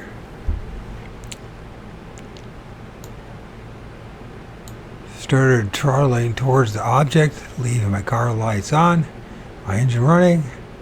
I got about 15 steps or so, and I happened to think I had a Kodak in my front seat. And I would like to get a picture. I hesitated just a second. And while I did, why this man that was dressed in military fatigue, which I thought was a master sergeant, his insignia was on the arm. He had a kind of cap which the bill turned up, weighed approximately 180 pounds, 9'9". He looked perfectly normal. Oh yes, he was just a plain old GI mechanic, or a crew chief, or whatever he might have been, happened to be on the crew. He had a flashlight in his hand, and he was almost kneeling on his knee, with his left hand touching the bottom of the fuselage. The object looked like an aluminum airline with no wings or tail, and with no seams along the fuselage. It lifted up vertically for about 50 feet, headed southwest, almost straight backwards, off by 10 degrees, at a speed estimated to be about 720 miles. Judging by the barns that illuminated along its path across the valley, it was the size of a cargo plane, but had no visible means of propulsion. The witness was grilled by a room full of officers at the Air Force Base. The truck driver down the road had observed the same object. Whoever he was, the man in the baseball cap was not no interplanetary explorer. Whatever they are, the occupants are not genuine extraterrestrials. This leaves us with the few alternatives. Either there are images created within the brains of the witnesses, possibly by remote stimulation of the visual cortex. This would explain why contactees Betty and Barney Hill disagreed on several details of the occupants' appearance, or they are characters in a stage occurrence, actors in a depth operation, carefully borrowing its concept from basic human archetypes in order to force a global behavioral change. Contactee experiences can be induced. One day in 1976, I went on a desert expedition in an attempt to verify statements received by automatic writing, a form of trance in which the subject is not aware of what his hand is writing and is apparently under the control of an outside entity. Although our search that day was negative, it is worth telling because it shows an element of the manipulation that is rarely discussed by the participants. It shows how easy it is to induce contactee experiences. Deserts have always exerted a particular fascination on the human mind.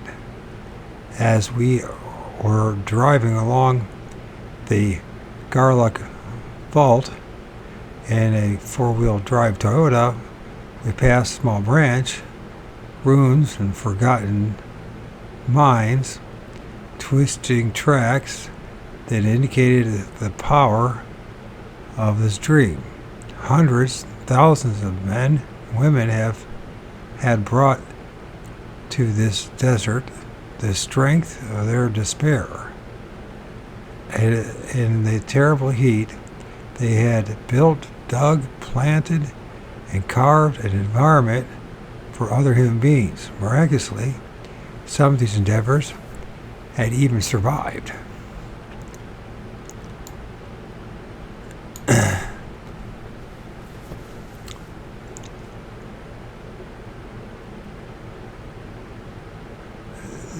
down in the valley, we saw vast fields of alfalfa being irrigated by strong water sprayers.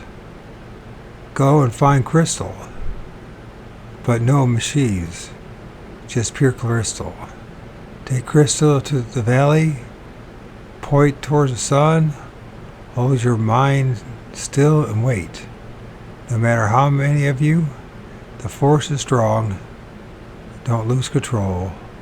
Only with thought can you return. You will see the old way. We had decided to follow these instructions to the letter and see what would happen. The man who had channeled them was with us. He had already made several trips into the desert without finding anything. He sent me a copy of the message transcript.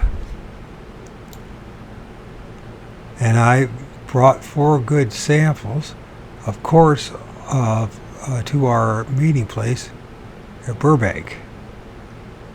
Retrieve pure crystal and use this as instructed.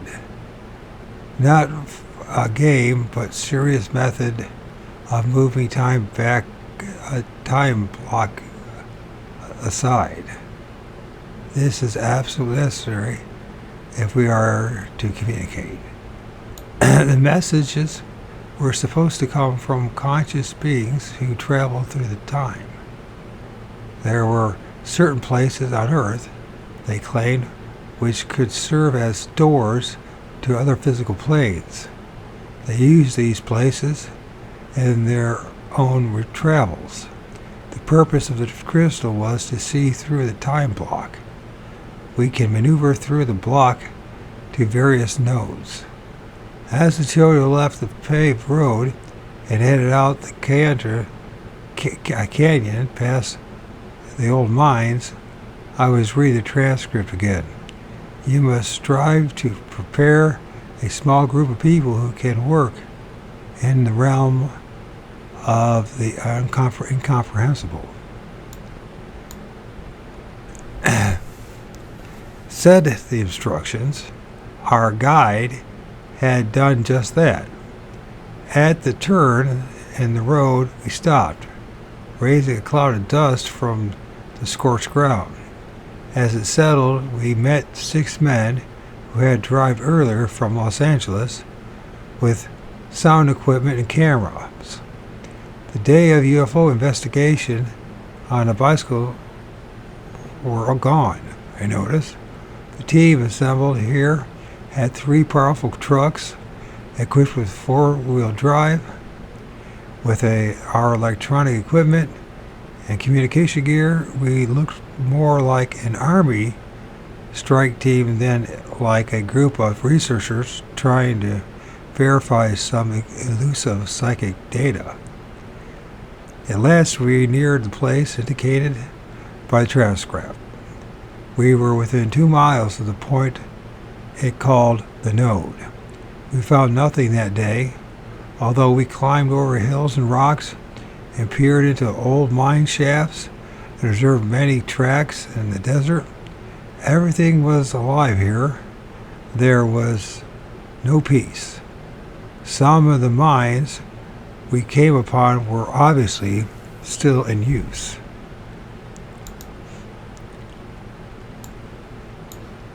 Boundaries were marked with white paint.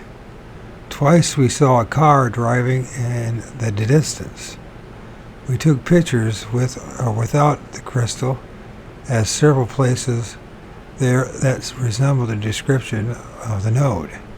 Given in the transcript, I got only pictures of the blurred landscape with its twisted bushes and rock piles. But I came close to experiencing the feeling of anticipation, excitement that gets hundreds of people to drive out into the hills and the deserts in search of alien truths. Our expedition was not without its minor mystery. Driving higher into the hills overlooking Garlic, we found a mine entrance sheltered from the great desert wind. There we discussed the possible meaning of all this and the remote chance that the message might come from some real alien source. The most likely explanation, of course, was that it simply came from our guide's unconscious. Most automatic writing can be shown to have a purely psychological explanation. At that moment, there was the sharp sound of a mine explosion behind me, like a popping of a flash bulb being crushed. There were only two of us in the entrance of the mine at the moment, and nothing was found that could explain the noise.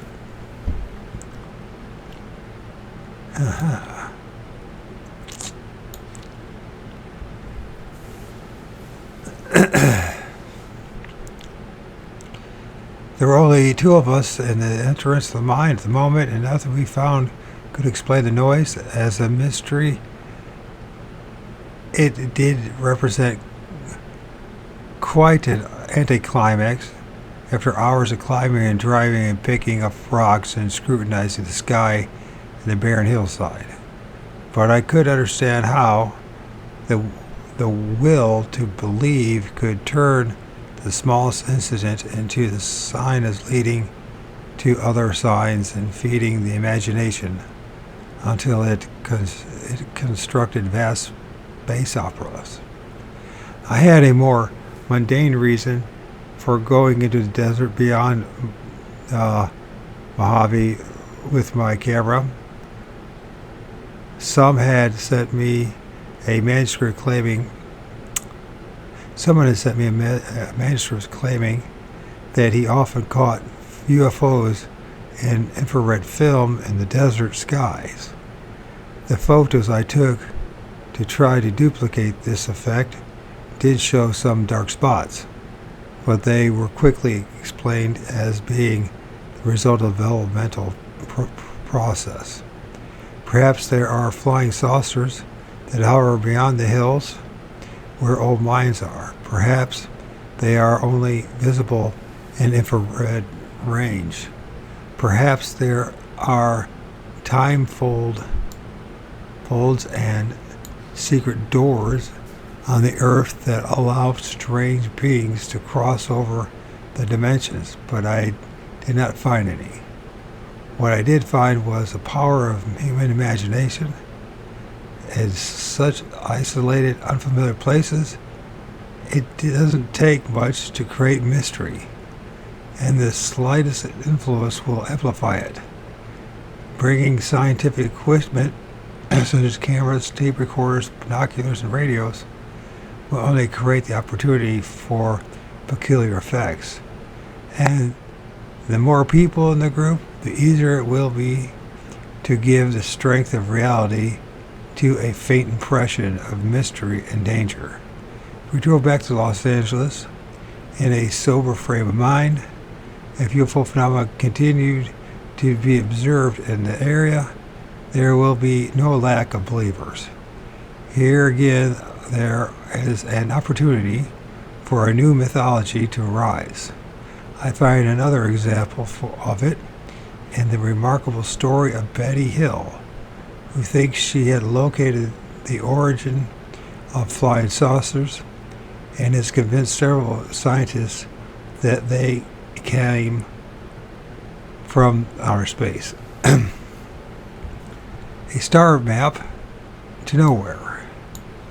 Many UFO investigators have become very excited in recent years because of witnesses of obvious sincerity. Mrs. Betty Hill had described what was believed to be a star map used by our mysterious visitors.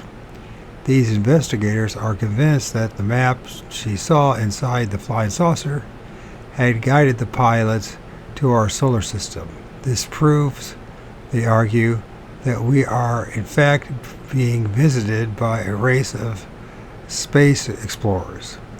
I claim that it proves nothing of the kind. Betty's drawing is a map to nowhere. If there is some intelligence involved, Betty's map is another deliberate attempt to leading us astray. It is September 19th, 1961, in the White Mountains area of New Hampshire, and Betty and Barney Hill meet their flying saucer. At first it looks like a star. They keep driving on the lonely road, observing the object. It comes closer and looks like a disc.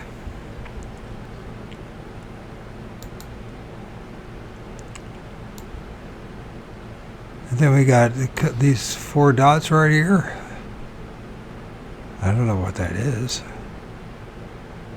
During the field trip to Mojave Desert, authors photoed this apparent UFO formation using infrared film. The UFOs are simply artifacts of the film development process. Maybe. We also filmed stuff that looks just like that today with our digital cameras, and it definitely ain't that, what he just said. That doesn't mean that he's wrong. Barney stopped the car, gets his binoculars. The object has a large curved window, and behind the window, humanoids are looking at him.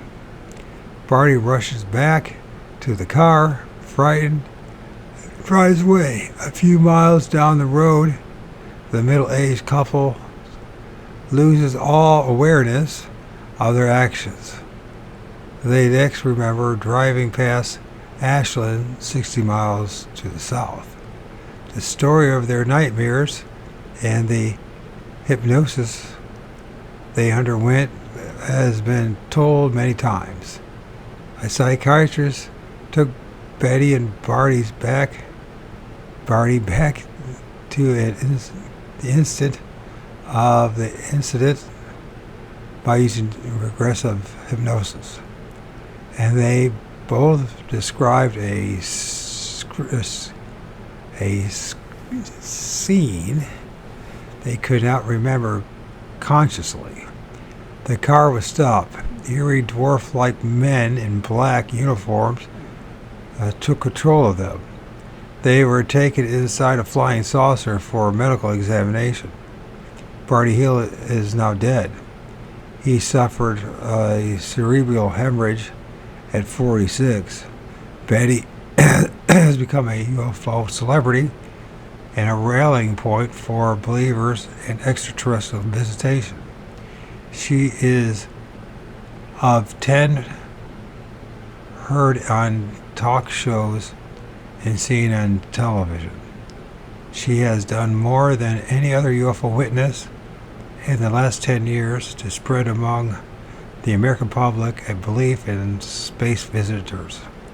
Several ufologists have now claimed that the home base of these visitors has been identified.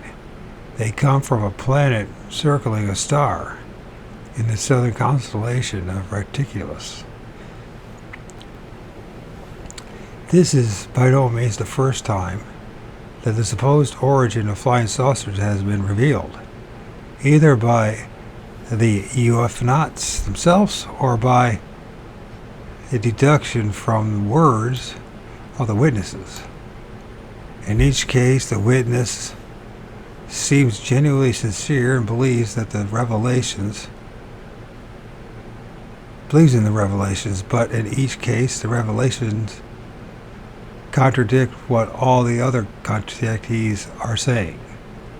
The history of such identification goes back to the days of 1897 airship. Those occupants invited witnesses to come with them to a place where it doesn't rain. On one occasion, asked where they were from, the strange pilots replied, "We are from anywhere, but we shall be in Cuba tomorrow." On July 23rd, 1947, near Pitanga, Brazil, is that pronounced Pitanga? Pitanga. There you go. I guess that's how it is. A group of survivors saw a group of surveyors saw a disc-shaped craft land near them. One of them, Jose G. Higgins,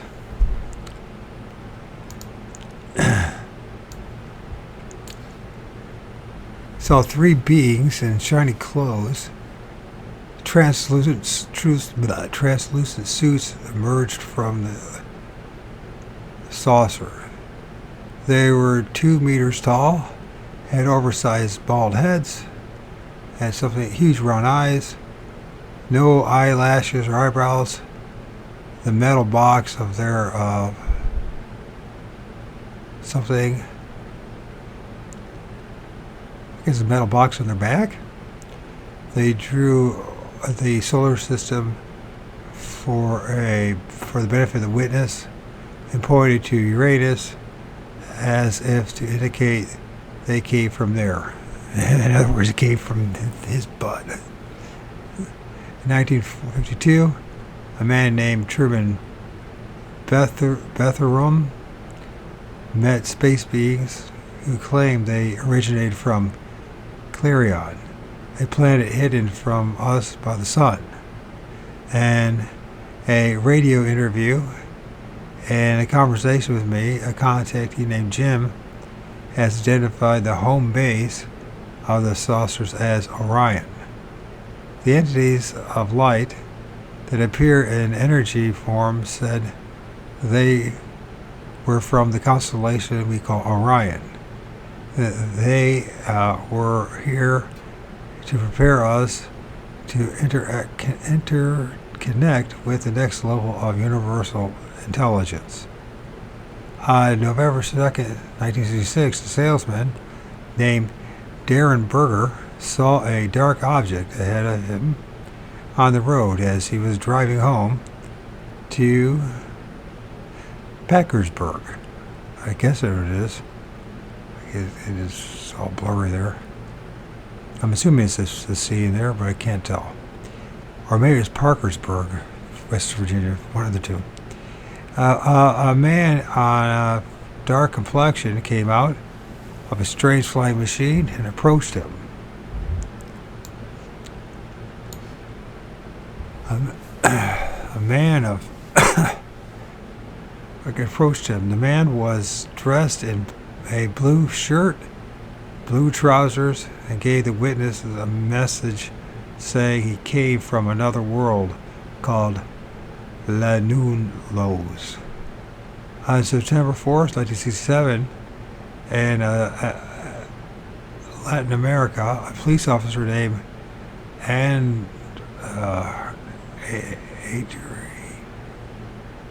how do I pronounce it? Adrade, something like that.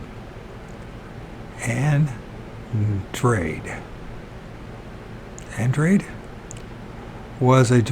saw a dwarf wearing silver coveralls near a hovering disc.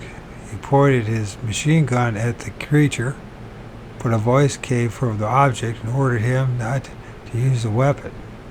The dwarf then attempted to convince Andrade to come to his world, which was very distant and much larger than the Earth, with many advantages for Earthlings.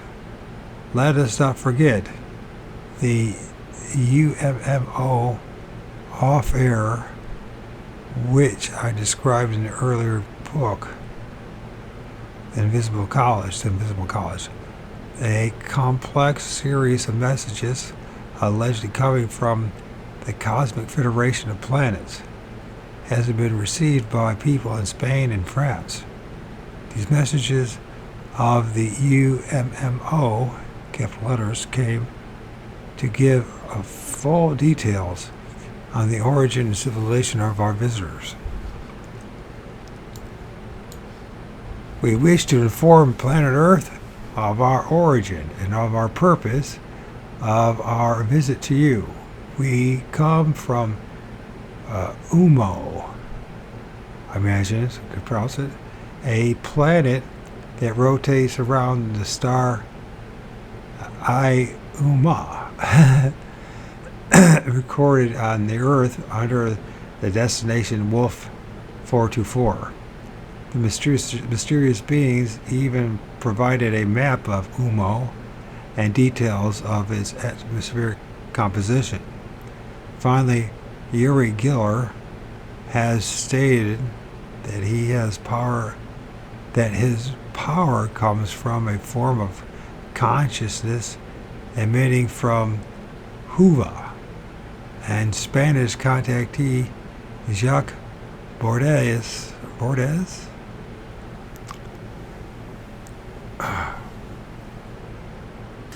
believes that the strangest being he saw was from Titan. Thus, we have at least 9 different revelations of the saucer's port of origin. An Ohio schoolteacher named Marjorie Fish has now added another chapter to this great quest by constructing a model of known sun-like stars and matching it to a map that Betty Hill saw inside the flying saucer. It is a model that indicates to many authorities among the UFO believers, men like Stanton Friedman and David Saunders, that the saucer which inducted the Hills hailed from Zeta Reticuli. Major Marjorie Fish visited Betty in 1969 to get more information about the map. Betty told her that she drew the map under post-hypnotic suggestion in 1964. She remembered it as a flat, thin display giving an impression of depth. Since she didn't move while viewing it, she couldn't tell whether or not it was truly three-dimensional or just flat like the television screen. It was about 3 feet by 2 feet and showed many stars, of which she remembered only the permanent ones, connected by lines. She also recalled a small triangle to the left. See Figure 1.3a. Miss Fish investigated this pattern by compiling a list of all the known stars within 55 light years of the sun that are good candidates for supporting life, and according to currently accepted cosmological theory, these are stars that are not too hot or too cold, that do not vary in brightness, that rotate slowly. The slow rotation being necessary if the stars are to have planets around them. There are 48 such stars.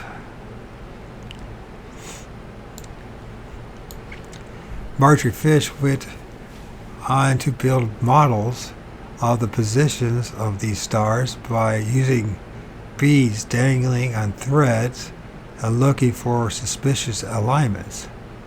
Finally, she exhibited a configuration of 16 stars that was very similar to the Hill map when seen from a particular viewing angle. The astronomy professor of Ohio State, Walter Mitchell, has recreated the model by using a computer and has stated that he was impressed. David Saunders, a psychiatrist formerly on the staff of Condon Committee, now working for I think it's Mathematica, but I can't tell you because it's all messed up. It's blurry, that, but I don't know where it is. In New Jersey, added, I can find no major point of quibble with Marjorie Fish's interpretation of Betty Hill's map. In many lectures around the country, Stanton Friedman and others have shown slides of the model and the original map and have impressed audience with a resemblance, implying that UFOs are real spacecraft originating from Zeta Reticuli. People I have spoken to after such lectures came away with a feeling that the whole UFO mystery had at least been solved. I believe they are completely mistaken. Before I present my side of the story, I want to state that I think Betty and Barney Hill really saw a UFO and that something unknown stopped their car, took control of their minds. They were not lying. They were not nuts. I also think that Betty's recollection of the star map is a fact and not simply something she invented. I base this opinion on similar sightings in which objects have been described, often of very high symbolic value.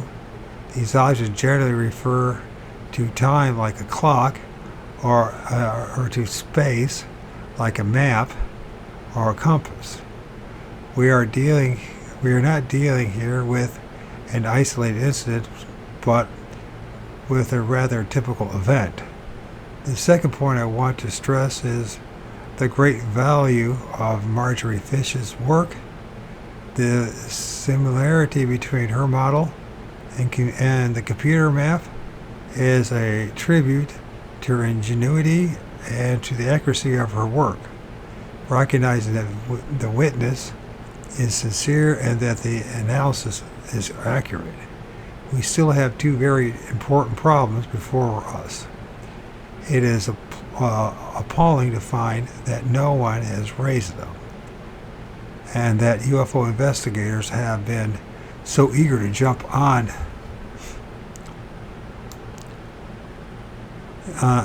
to a sensational conclusion on the basis of the simple evidence presented. The two questions we must ask are these. One, from how many positions in space can we look at the 46 star model and find as good a match with the original map? And two, once we find a good match or even a best match, does that necessarily tell us anything about the origin of the UFOs? Let us examine the answers.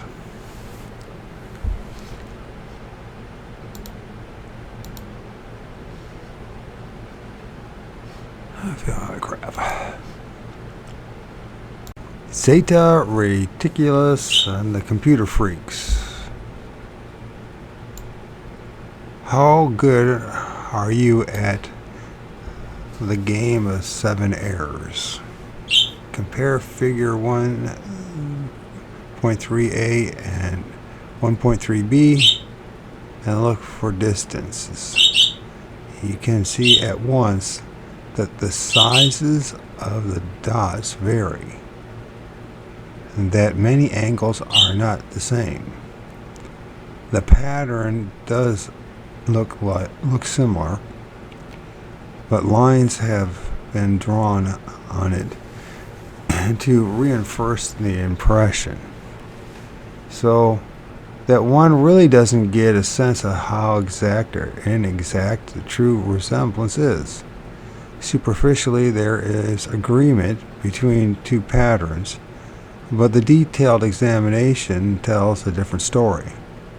What about the duplication of this pattern by a computer? Doesn't this indicate that it is genuine? No, it definitely does not.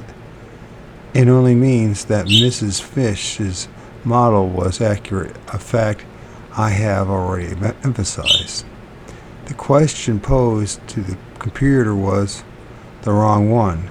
Given the stars in the model and the viewpoints chosen by Marjorie Fish, the computer was bound to display the same pattern that she had already found with her little beads and threads.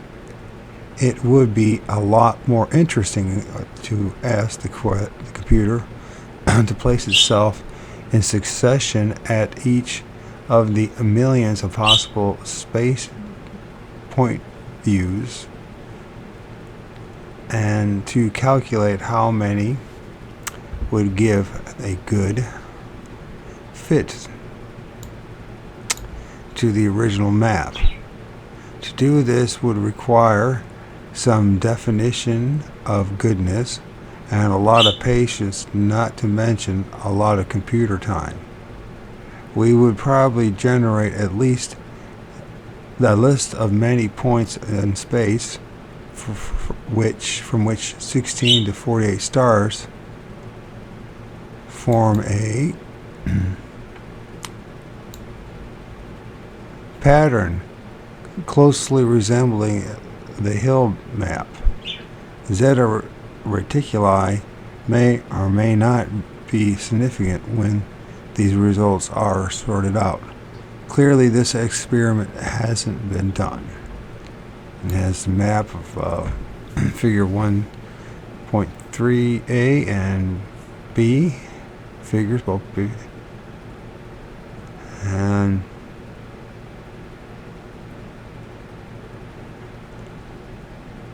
they don't look the same.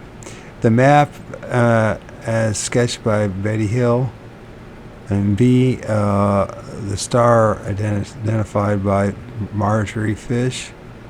The map A shows the star map the contactee Betty Hill recalled under hypnosis. Model and B presented as proof that the saucers which abducted Betty and Barney came from Zeta Reticuli. Relies on flimsy statistical evidence. Drawings courtesy of Space of Age Review. Yeah. And that's supposed to, I wouldn't say that looks the same. Some similarity, but not the same. Students have moved the computer model around using television-like display to explore many possible positions, but the human mind is notoriously subjective in carrying out a job like this.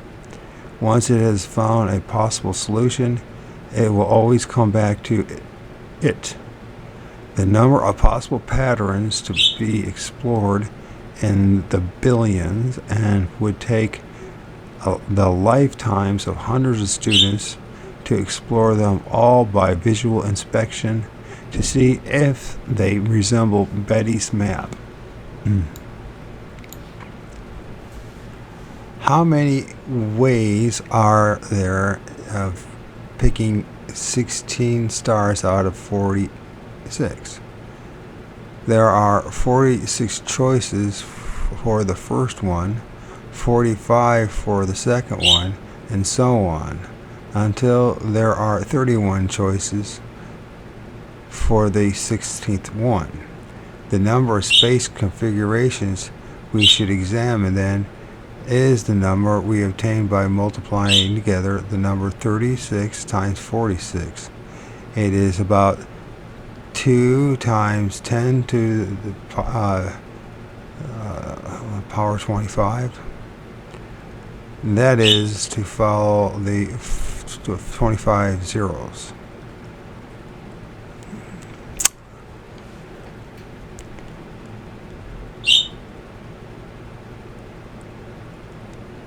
That's a lot. And now every choice of 16 stars, you should look at the pattern for every possible point of view around the model and compare it to Betty's drawing clearly. This has not been done. Marjorie Fish has selected one particular angle from which one particular group is of 16 stars seems to her eyes to give a good match. This is quite insufficient for positive identification. What if a perfect match was found? What if it identifies Zeta Reticuli as a hub of the star pattern? This would still not mean much in terms of possible origin of our visitors. And an important, even crucial fact seems to have escaped the attention of those who have examined Betty Hill's drawings. Her map is not drawn to scale. The size of the stars, if the fish interpretation is correct, does not correspond to their brightness. The distance between the two stars of Zeta Reticuli, in particular, is exaggerated to the point where the map would be useless for navigation. What could a saucer pilot do with such a map? Why draw it from a point of view that doesn't correspond to any known celestial object? If the map is real, it must have been placed there for Betty Hill to see, not for the pilots to use. Exposing unsuspecting people to staged scenes in order to further a certain belief is an old trick. World War II, for example, the British changed all the road signs along the routes of a German general who had been captured and who was driven to the coast in an exchange of prisoners. He could thus testify to the German high command that he had seen tanks, trucks, and barracks in an area where the Allies were assembling a phantom army ready to strike in North Europe.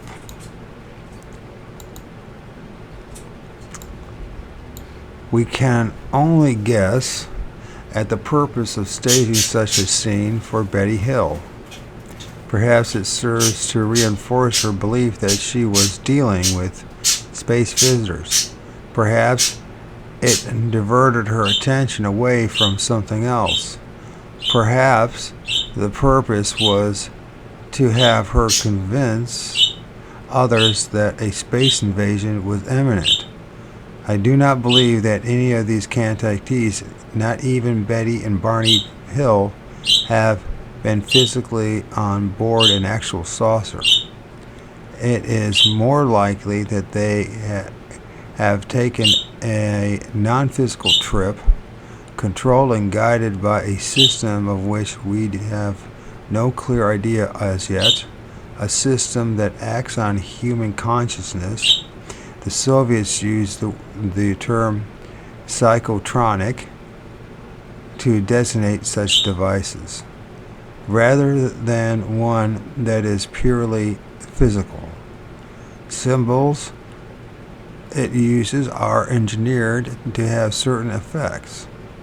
Those who experience these effects, like Betty Hill, snap out of the objective reality where ordinary perception apply.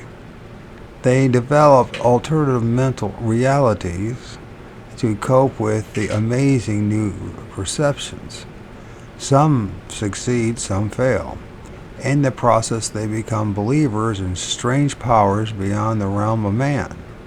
They become the tools of the very system that has destroyed their former self. In turn, they begin to change the social reality around them. Abduction reports. I have seen them on the Mike Douglas show, accompanied by reporters vouched for by Dr. Hynek and an engineer hypnotist from California. They have been inside flying saucers, and they have seen control panels, computers, dials, and knobs. They have observed the pilots of the craft. They have felt the cold metal floor beneath their feet and the lights in their eyes. Under hypnosis, they remember talking to their captors. They recall being coldly examined. They take lie detector tests and pass them. Betty Hill in Portsmouth, Charlie Hickson in Pescagula, Travis Walton in Arizona. We are asked to accept this scientific evidence, in quotes. We enter a hospital room in Anaheim, California. A young woman is speaking slowly in a hypnotic trance. She recalls an amazing experience. I am laying on one of those tables. That one that was closest to me still seems to be the one that's in charge of things. My heart is beating really fast because I am really scared, even though he has communicated to me not to be afraid. The hypnosis, a medical doctor with long clinical experience, gently urges her. That's meant to say hypnotist. Anyways, got one of those machines for taking the blood. It's like a needle on a long end of one of those tubes. So it's just took it out really quick, almost like a vacuum, and his fingers are kind of all cold and clammy. Another piece of data from the extraterrestrial file. And guess again, this young woman is a subject who has never seen a UFO. She demonstrates that the abduction experiment is a constant that hypothesis that hypnosis can trigger in almost anybody. This demonstrates that contactee experiences can be induced. Comes from a professor of English at California State University in Long Beach. Dr. Lawson and his colleagues selected imaginary abductees from among unpaid volunteers recruited by campus newspapers advertising. Those who seemed informed about UFOs and those who had sightings were eliminated. The 8 subjects finally selected were hypnotized by a clinical hypnotist and Dr. William C. McCall. 7 of the 8 subjects went into deep trance and were then asked to describe what they saw as a UFO appears to them in their ordinary environment. Then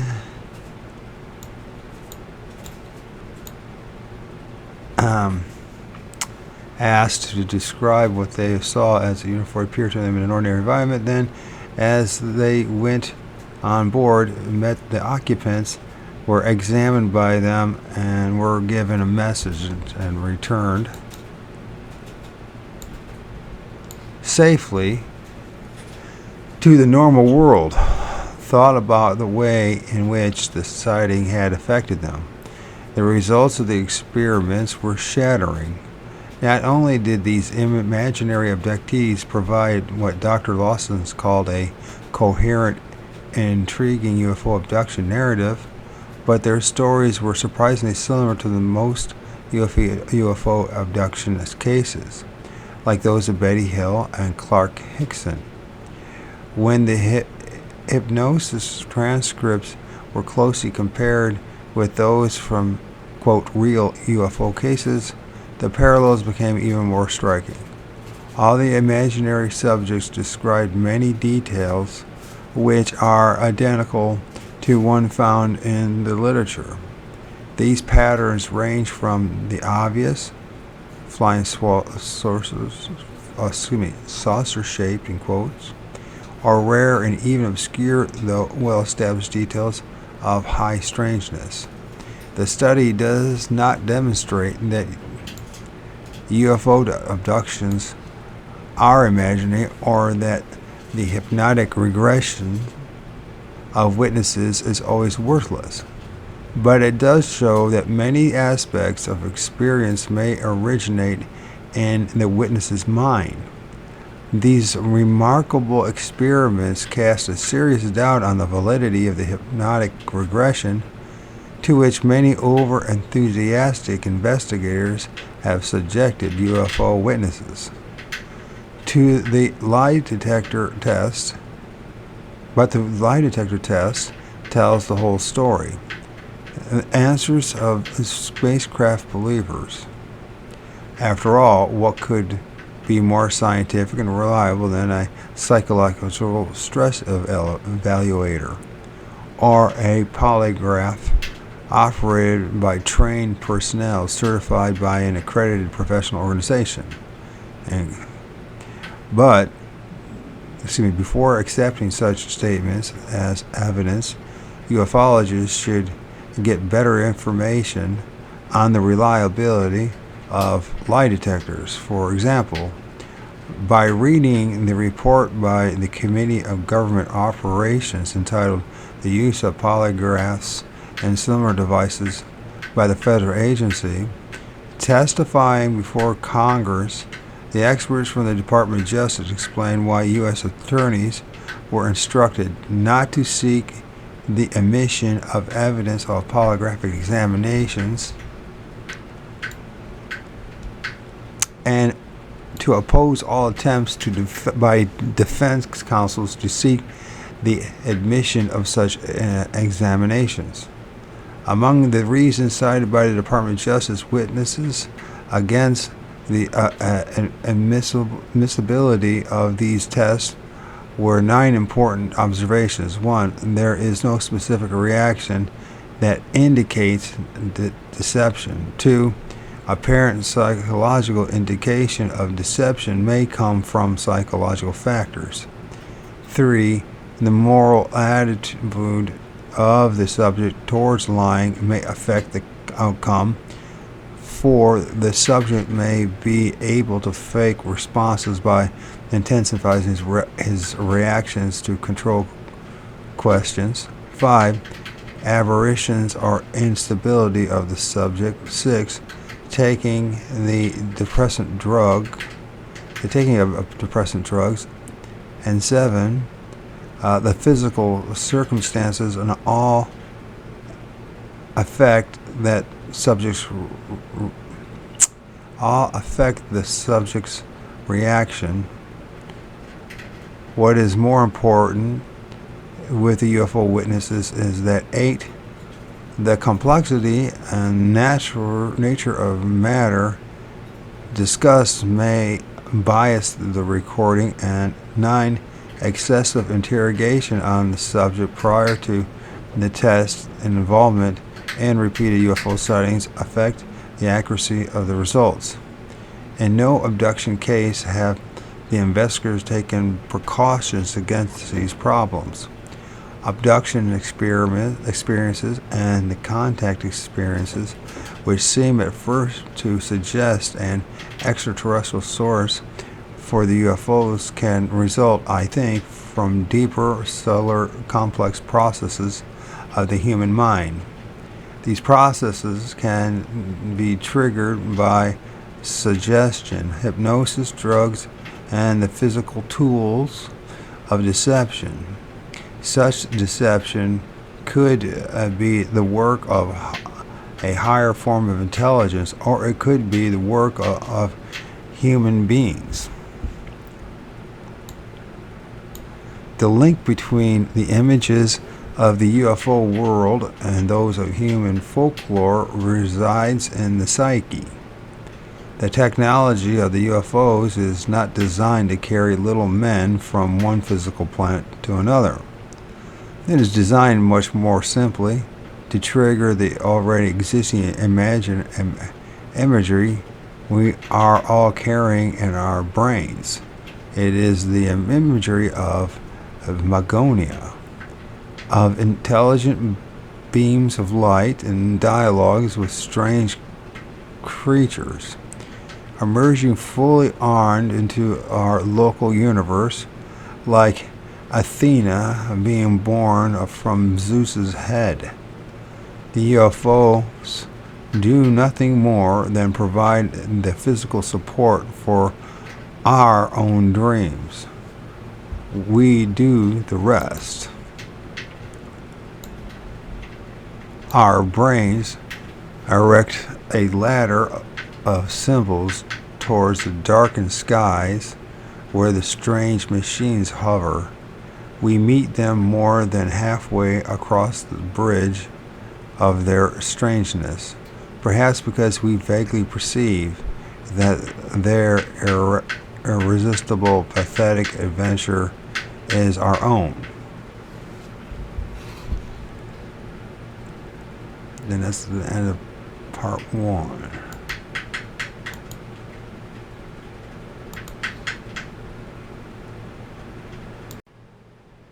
I'll be back in the reading here. I am only the instrument. In 1963, Lockhart Research Foundation published a book entitled Melchizedek Truth Principles from the Ancient Mystical White Brotherhood. It bore the subtitle Fourth Dimensional Teachings through Frater Akkad, Rare Frater Akkad, suggesting that the book was not written but revealed through automatic writing. It was full of the same vague, meaningless sentences as the announcement of Grace Pettifer's lecture. Witness this passage on the healing power of love. When the 5 physical senses have become purged because of man's desire to do so, man no longer thinks in error, as he can no longer speak in error. Whatever that fucking meant.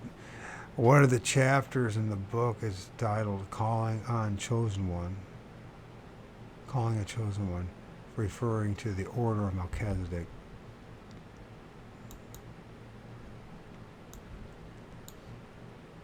Would you experience the inner revelation of the greatness of life? We impose no task. Love knows no task. It is because of the manner in which you have walked with your fellow man that we desire that you have a conscious knowledge of your oneness with the unseen ambassadors of God. Ever since man has been, ancient mystical white brotherhood after the order of Melchizedek has been. Unto each man of earth is allotted a position of life's pattern. In each physical incarnation, we have followed your pattern well. You have followed your pattern well. In this, the way out of the labyrinth, the open door leading away from the maze. As they who answer his call in the fullness of heart, they answered, Yea, Rabboni, yea. Would you answer the call at this moment, dear heart? If so, speak forth. Student, I choose the way. I am only the instrument. Frater Akkad in real life is George Graham Price, was receiving these lessons in splendid mental animation. Today it is the same state that dozens of believers receive similar communications and follow the instructions they contain, because they are, after all, only the instrument of a much higher wisdom. Where does this alleged wisdom come from? From the distant stars? I'm beginning to wonder, could the source of this so-called wisdom be right here on Earth? Could there be human manipulation behind all this? References to Melchizedek are numerous in the occult and Masonic literature. And the Stella Matutina, a major successor to the Hermetic Order of the Golden Dawn, there is a special ritual for the invocation of Melchizedek. In her book Secret Societies and Subversive Movements, Nesta Webster says that in the Melchizedek Lodge of Freemasonry, the rose and cross degree occupies the most important place. So let's see if we can find this book, Secret Societies and Subversive Movements.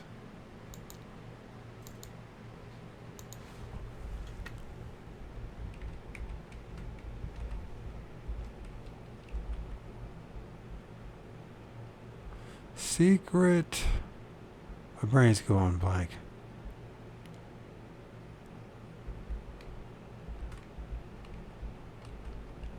And subversive movements.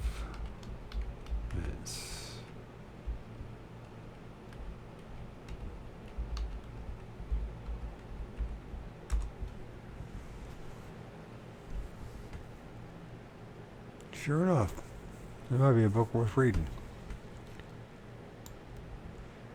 Anyways, I deliberately went out of my way to find out, and armed with the knowledge that they understood this rule, the way to a man's belief is through confusion and absurdity.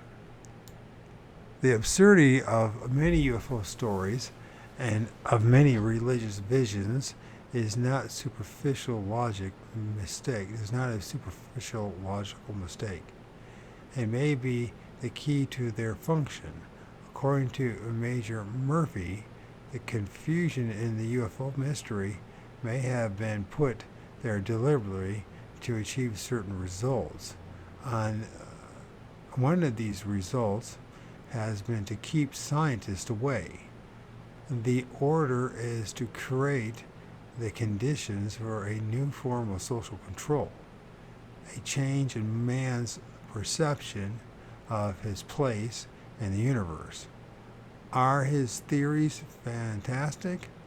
Before we decide, let us review a few other facts. We need to examine more closely the political connections. Paris Flamundi,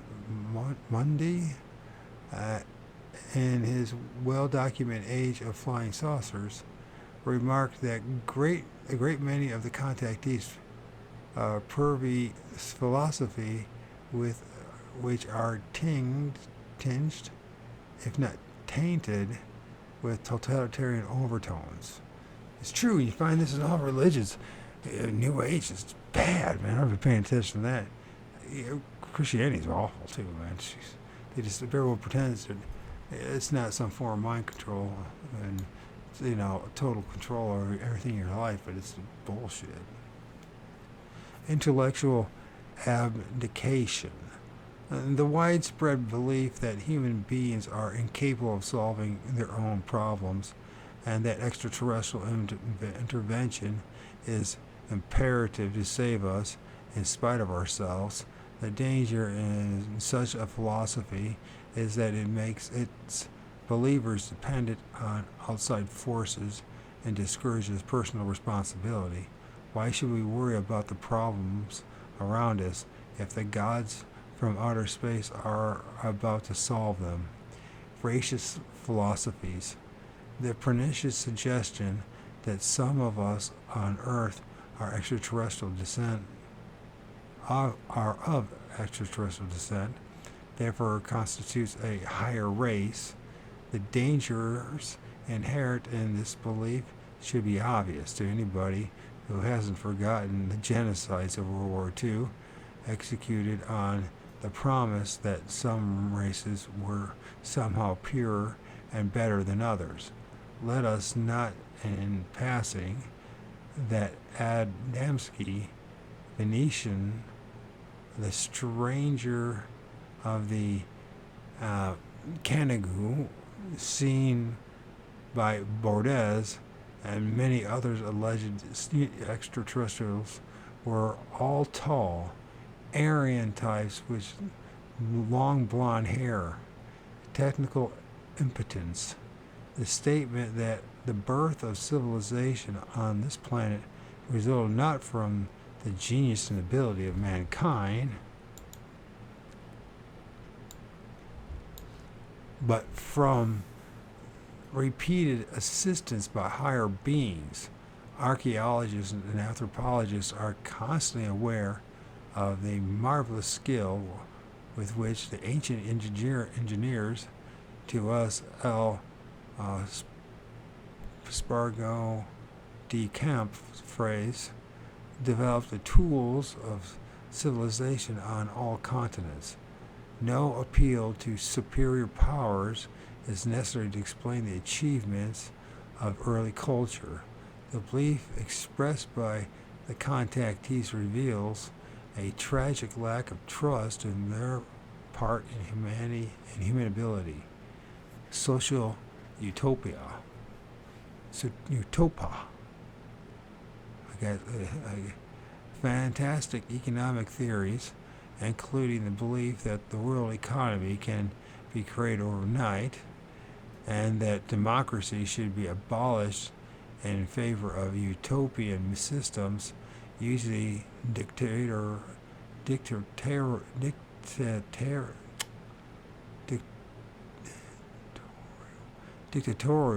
in their outlook.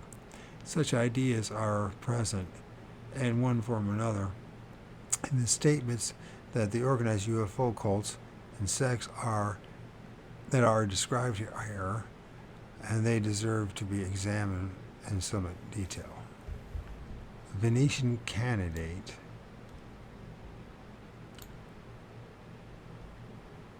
Nothing belongs any longer to the realm of the gods or the supernatural. The individual who lives in the technical milieu knows very well that there is nothing spiritual anywhere.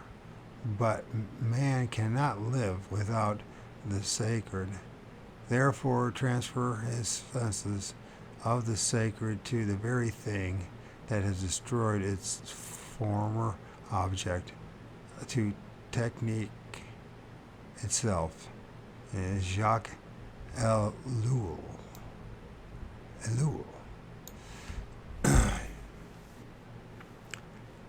A new subculture is growing around the idea of contact with other beings.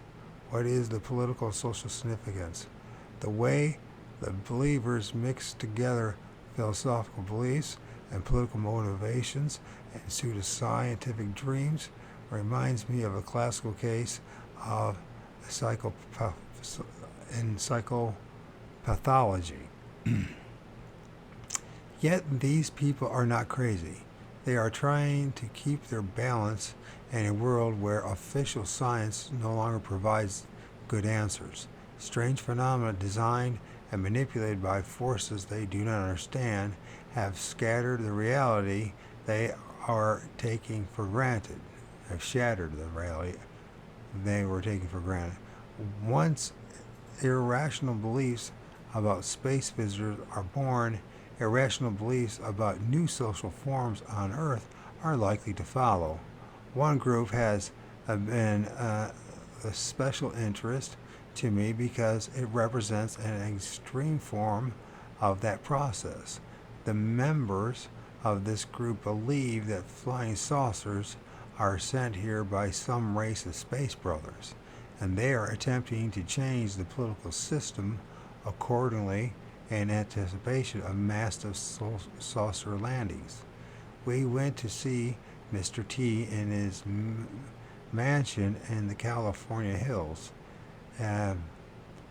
It was surrounded with palm trees and had a great view of the city below, but there was none of the luxury with which Western wealth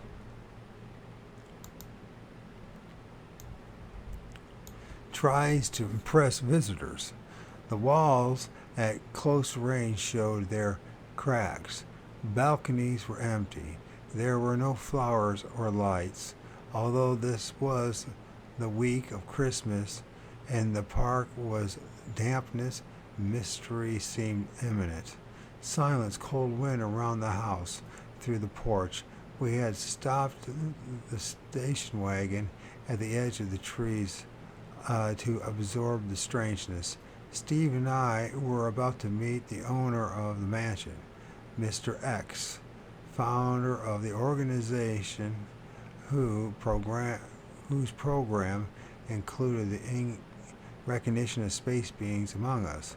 Like Sina and Ivan, he advocated the elimination of the money system and the establishment of the New Age. He came politely to meet us at the door. A jovial man of 60, wearing a white shirt and suspenders. He introduced us to a man he called his colleague Marvin, the group's resident scientist. There was silence inside the magnificent rooms. We sat under the tapestry at the foot of a formal staircase.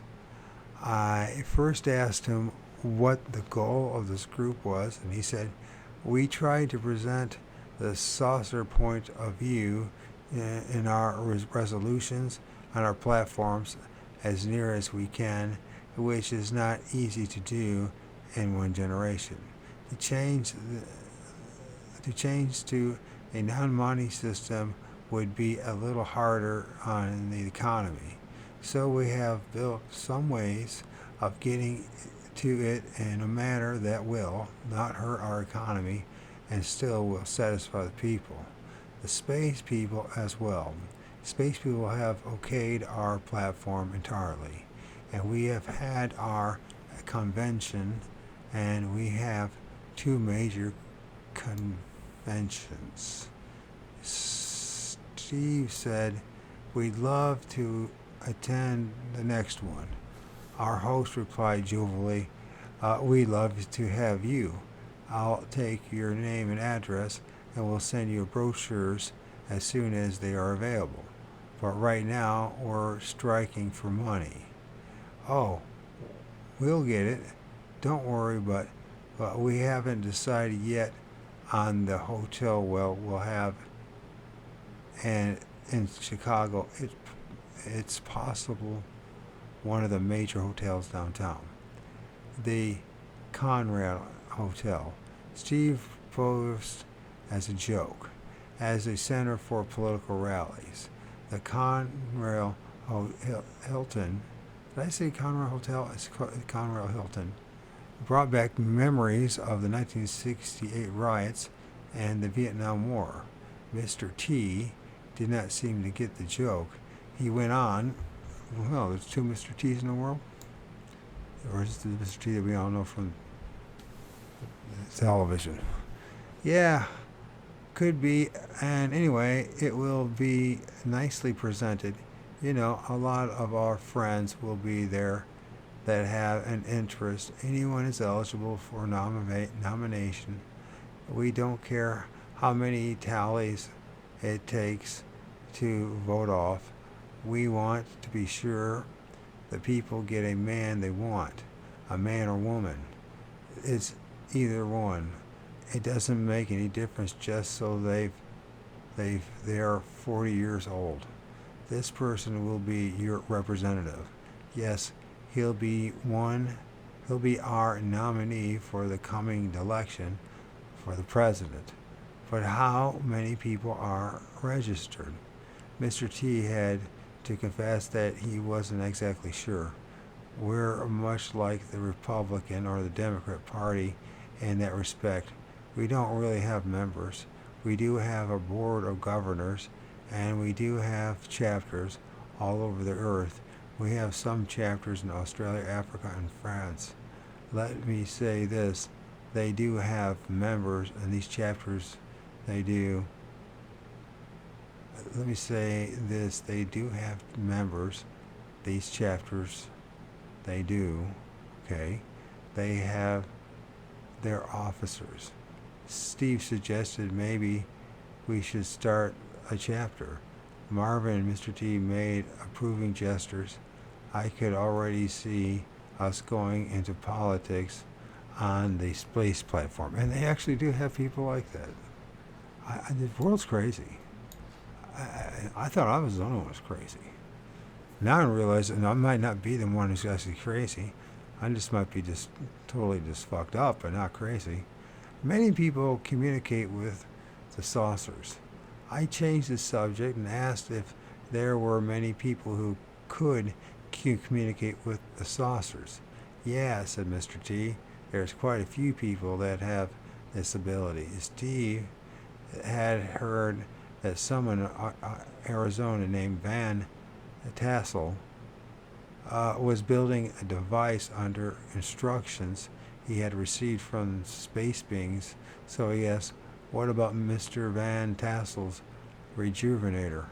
Is he working with your group? Your group? I understand there's a part missing. Mr. T turned to Melvin and asked, you know about that? But Melvin didn't appear ready to get involved. Maybe he didn't like Van Tassel. Contactees, although they often seem to agree on the surface, are just as jealous and spiteful as private academic scientists. So they got this thing that the contactee movement has built many strange stations and much esoteric equipment for this 4-story structure rising in California desert near Yucca Valley is the work of George Van Tassel. Built entirely without nails or metallic fasteners to accord with the specifications allegedly given by the space people. It is called the Integratron,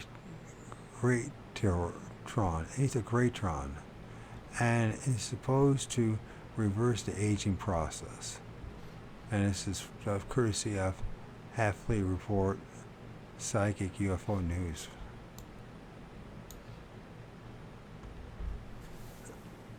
Steve didn't give up. Can you tell us something about your research? Marvin shifted uneasily on his seat and reluctantly told us, well, I have a degree in physics, but after I had done a little graduate work, I began to see that it was really all along the conventional laws of science. I wanted to completely re-examine these laws. I made improvements. He stopped again. I said, rather than random, can you tell us what you think about antimatter? Oh, that's just some pipe dream, answered Marvin with disgust. I could give reasons why antimatter could possibly exist. Yes, I'm in a group that doesn't consider antimatter. These particles they are continually claiming they are finding in those high energy accelerators are artificially produced. They have nothing to do with this. They are plain old particles. They are meaningless. They are artificial. What do you mean? Well, I won't go into the physics of it. The fact that they last for such an infinitesimal length of time, and that shows there is something fishy about it. This discussion is getting interesting, I thought. One of my physicist friends used to joke about photons. According to relativity, he said they shouldn't have time to exist since they travel at the speed of light. Do you think there is any danger with these accelerators? The radiation that emits from these high-energy accelerators is dangerous. It's doing a lot more harm than people realize. You'll find that the behavior patterns of people in the vicinity of these high-energy accelerators is abnormal behavior. You might say subnormal. This might be attributed to the accelerators. Look around the university. Notice how many oddballs, how many people are committing suicide, things like that. In this area, the capita per capita, in this area, the per capita suicide rate seems higher than in places where you don't find these accelerators. Nuclear energy should never have been discovered. It's an abomination. It's an unnatural source of energy. There are other types of energy that make it obsolete. I was tempted to joke that the crazy people I know tend to cluster around Berkeley and Stanford and not far from the big psychic facilities. But I had always assumed their mental condition was a prerequisite rather than the result of their occupation. This is going to be important to understand, said Steve. What do you propose to do to get science on the right track? There have been a number of free energy devices that have been developed over the last several decades, but they've always been suppressed because the vested interest and do not want them to come out. This might be true, by the way. This might be true. I don't know how you prove it. I don't know how I can prove it. But it might be true. I could read the disappointment on Steve's face. Many contactees want to make free energy machines. Make a free energy machine. You don't mean perpetual motion? Well, perpetual motion machines have been developed, said Marvin patiently, as if he was explaining the law of falling bodies to high school kids. It has been proven. They have physicists examine these devices, and they couldn't find any loopholes with them. They passed every conceivable test. But the energy, began Steve, who was still looking for a rational argument. Marvin cut him off sharply. The conventional viewpoint of physics is so narrow and so limited they can't conceive that there is so much untapped energy right around you. It is completely untapped. Anti-gravity machine.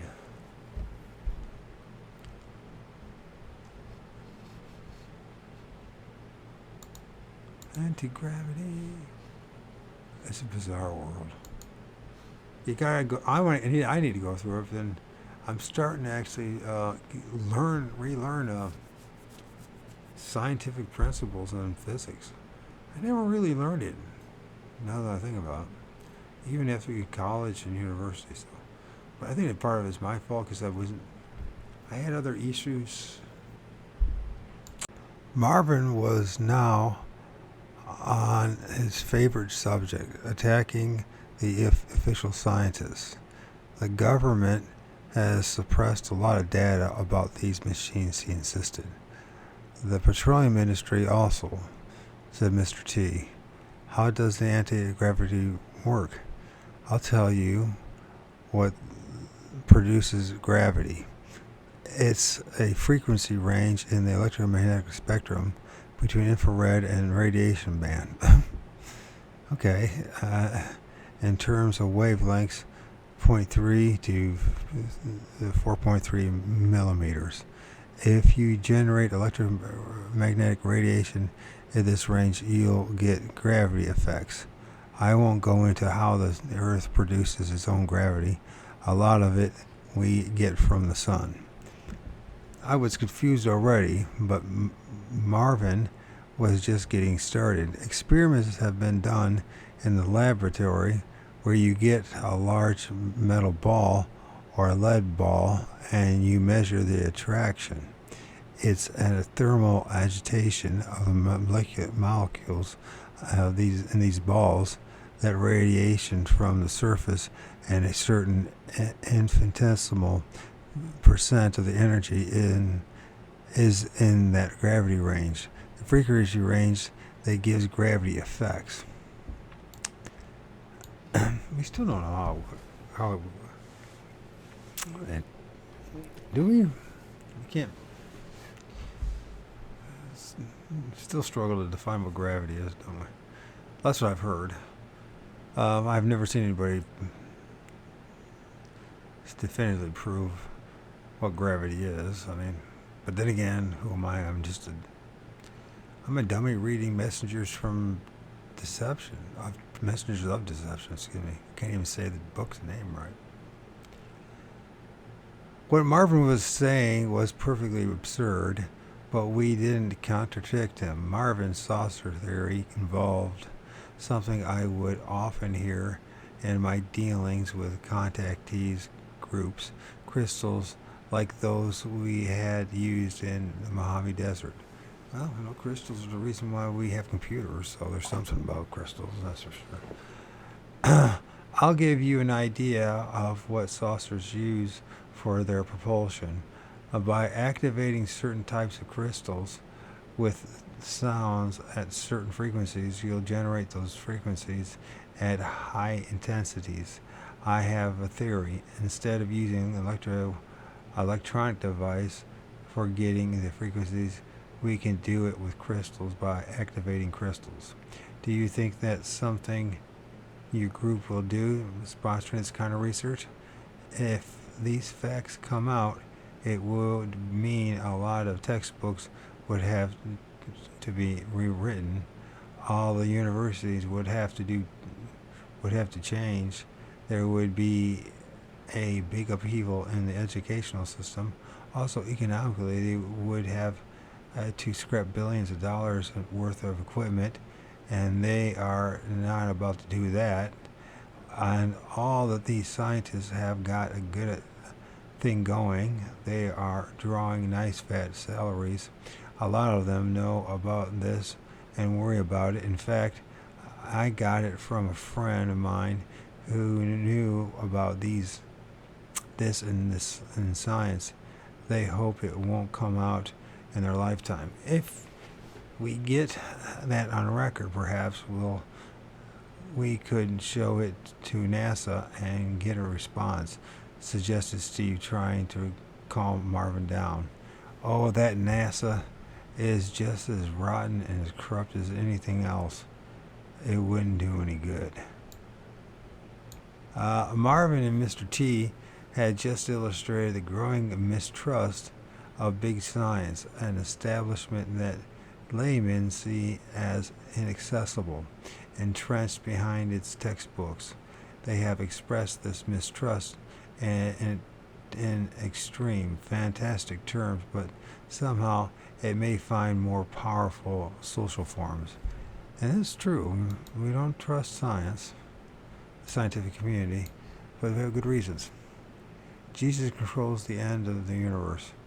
Steve gave up on Marvin's theories and turned to Mr. T again. If your organization in the country intends to get a strong following, would an arrival, an endorsement, let's say from up there, would that happen in the near future to spur it on? Mr. T reclined in his deep armchair and launched into religion. In this area, too, he had some fantastic theories. Here is the problem we face, gentlemen. We face a problem of prophecy here, which the most capable contactees himself cannot struggle with in a way. It's in a way like the Prince of Heaven when he said, I can't tell you the time and hour that the Father will come again. So that not a religious matter, it's a statement of fact. No one knows when these things will transpire. Well, there is absolutely a statement by the modern contactees. There will be a 3-day period in which we will have a blackout on Earth. We won't be able to see the sun or any star, and we'll be covered completely. So we can't see up on the horizon, whatever. They recalled revelations when there is silence in heaven, but Steve wasn't going after any mystical stuff. I was referring specifically to the fact that earlier you said the political platform had the approval of beings from other worlds. Yeah, they all endorse our platform. um, have they made it clear to you that they intend to do anything? Mr. T was too good a political animal to fall into such an obvious trap. We have not made prophecy. We've never made prophecy in our platform. We simply take this country's problems apart as we see it and as they see it. Well, as far as when they're going to place our candidate in office, I can't say, but our contact told me at our last meeting this summer, my friend, one morning you'll wake up and you and your party will be in the White House. Now, these things sometimes are mysterious to us who have to have a reason for everything. They're hard to explain, but being a Taurus, began Steve, I almost bursted out laughing and barely managed to restrain myself. Mr. T did not notice my discomfort. You see, there are all kinds of saucers, and there are all kinds of civilizations throughout the universe that have been coming and going here for centuries, thousands of years. But this is the property of one group of saucers that control this end of the universe, and they'll call themselves brothers. They are the ones who brought the Christ on earth 2,000 years ago as an example for mankind to follow. And of course, our population was unable to take him at that time. They crucified him and kicked him in the pants and told him to get out. They wouldn't stand for him. And the man they sent at that time absolutely will not come again. He has been contacted, and we've been very close to him on the mothership that he travels on. He is a prince of the end of the universe. None of this makes any sense. Our host leaned forward and emphasized every statement. This particular group controls this end of the universe. They have a ray that is absolutely more powerful than anything in the universe, and that these other negatives don't have. And this rays is so powerful that they can take down anything with a tremendous radius of miles, even several universes away. If they wish to, they can destroy it as a tremendously powerful ray. So that's why they're control, you see. So we are absolutely under their control right now. Space people protect America.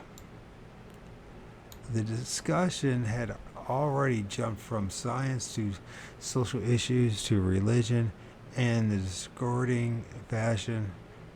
disconcerting fashion that is often characteristic of the contactee mentality. Now Mr. T was going to plunge with the same abandon into yet another area of political strategy, and we were about to hear statements equally as unbelievable. The space people keep shy because they don't want to come here and say, "You've got to do this, fella." They're not making the laws for you, but they are kind of watching around the corner.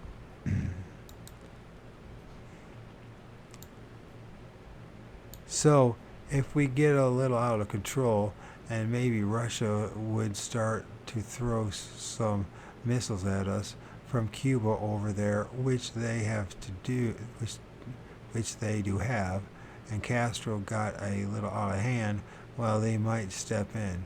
They told us they would. So you might say that our first line of defense is the saucer people. That's the purpose of our organization, to protect first of all, the United States of America, because we are substan- we because we are all substantially United States citizens, and I don't believe in communism or anything of this nature. But I will say this, that whatever threatens this country, I'm against, and I'll fight for it. The saucer people have indicated absolutely that the Constitution of the United States and the Magna Carta of England and all that free instruments for freeing a man from slavery and from oppression, which came from the governments, were sparked by the saucer people, invisibly but absolutely by them, and they can prove that it is. And then it looks like they got some kind of brochure or something. There's a message from the Contactees movement, and it's very simple and has potential worldwide appeal. And this Italian group sends its literature to many countries. Its primary source is supposed to be a space entity named Andonius.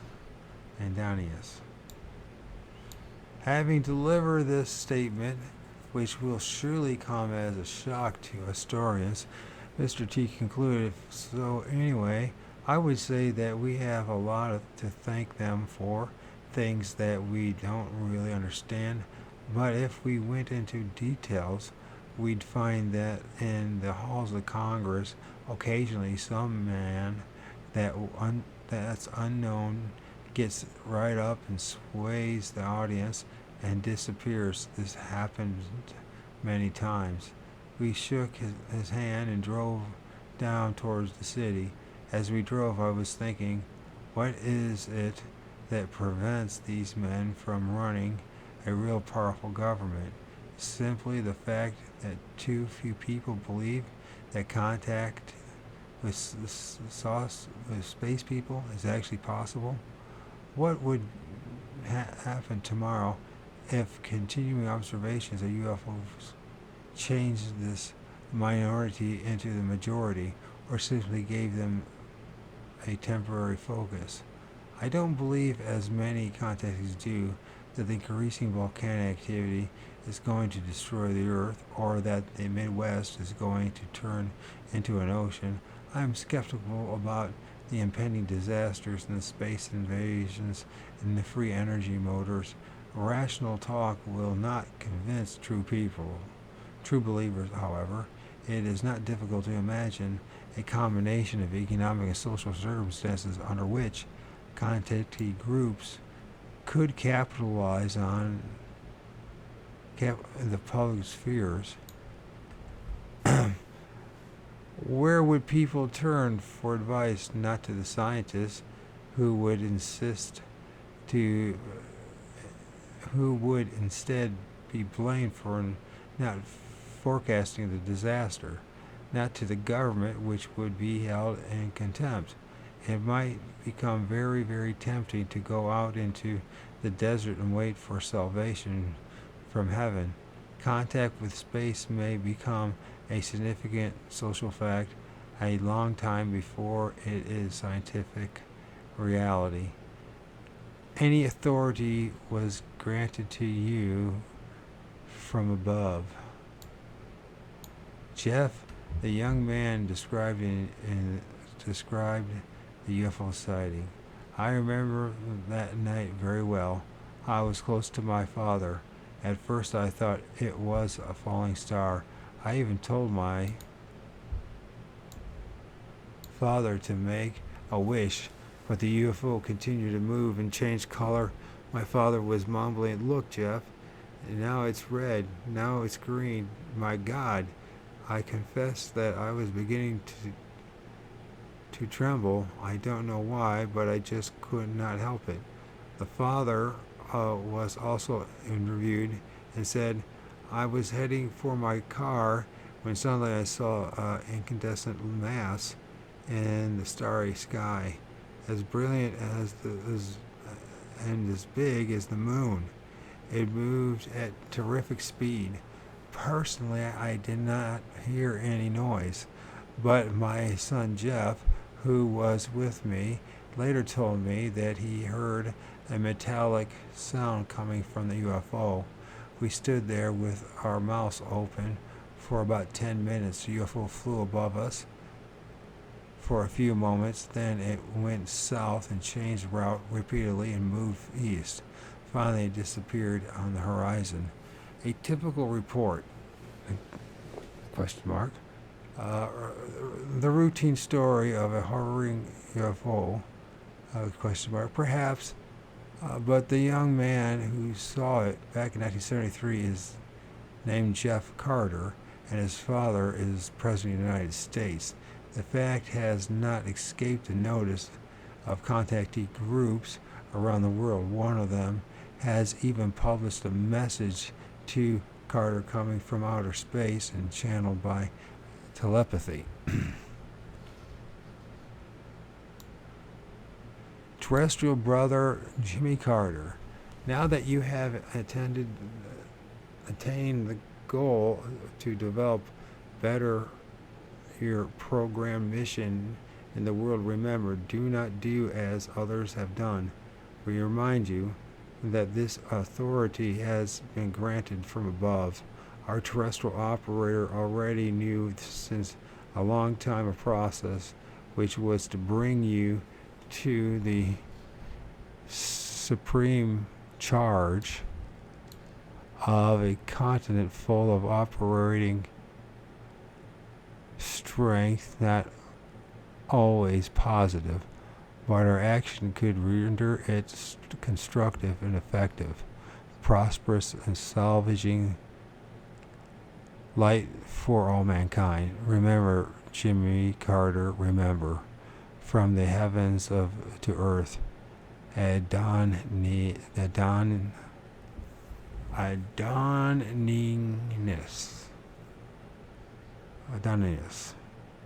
and Nicolosi for November 7, 1976, time 12:30. The idea that leaders of a society have received their legitimacy from high levels rather than from the people is fundamental to authoritarian forms of government. The kings of France and the Egyptian pharaohs were considered to be established by a divine right. In recent history, naturally, this concept has become somewhat obsolete. The new forms of organization have emerged. We like to think that our leaders are people like ourselves. We delight in reading of their human foibles in the morning news. Occasionally, we even force one of these leaders out of office, and we take pride in the feeling of collective control that this generates in us. The UFO suggests another reality. Therefore, they seem to hold another form of power. It's transcending and restricting our individual ability to make decisions. Most of the contactees, for instance, agree that UFOs watch over the Earth. Mr. T states that the space people protect America. It is but a small step from this view to the idea that they guide us in our political development. Mr. T started a political party to put a contactee into the White House. The channel of Adoninus, if that's how you pronounce it, claims that the president has been secretly programmed. Our contact groups actually believe that the saucers have made contact with us in the 50s. A man named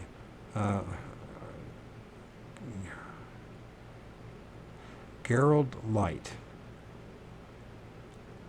even claims that he made a journey to Maruk Air Base in April 1954, allegedly in the company of Franklin Allen.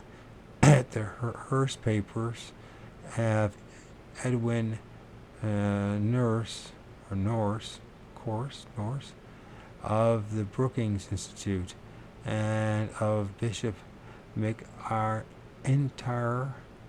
Bishop McIntyre of Los Angeles, having been cleared to enter the restricted sections and to wander around for 2 days.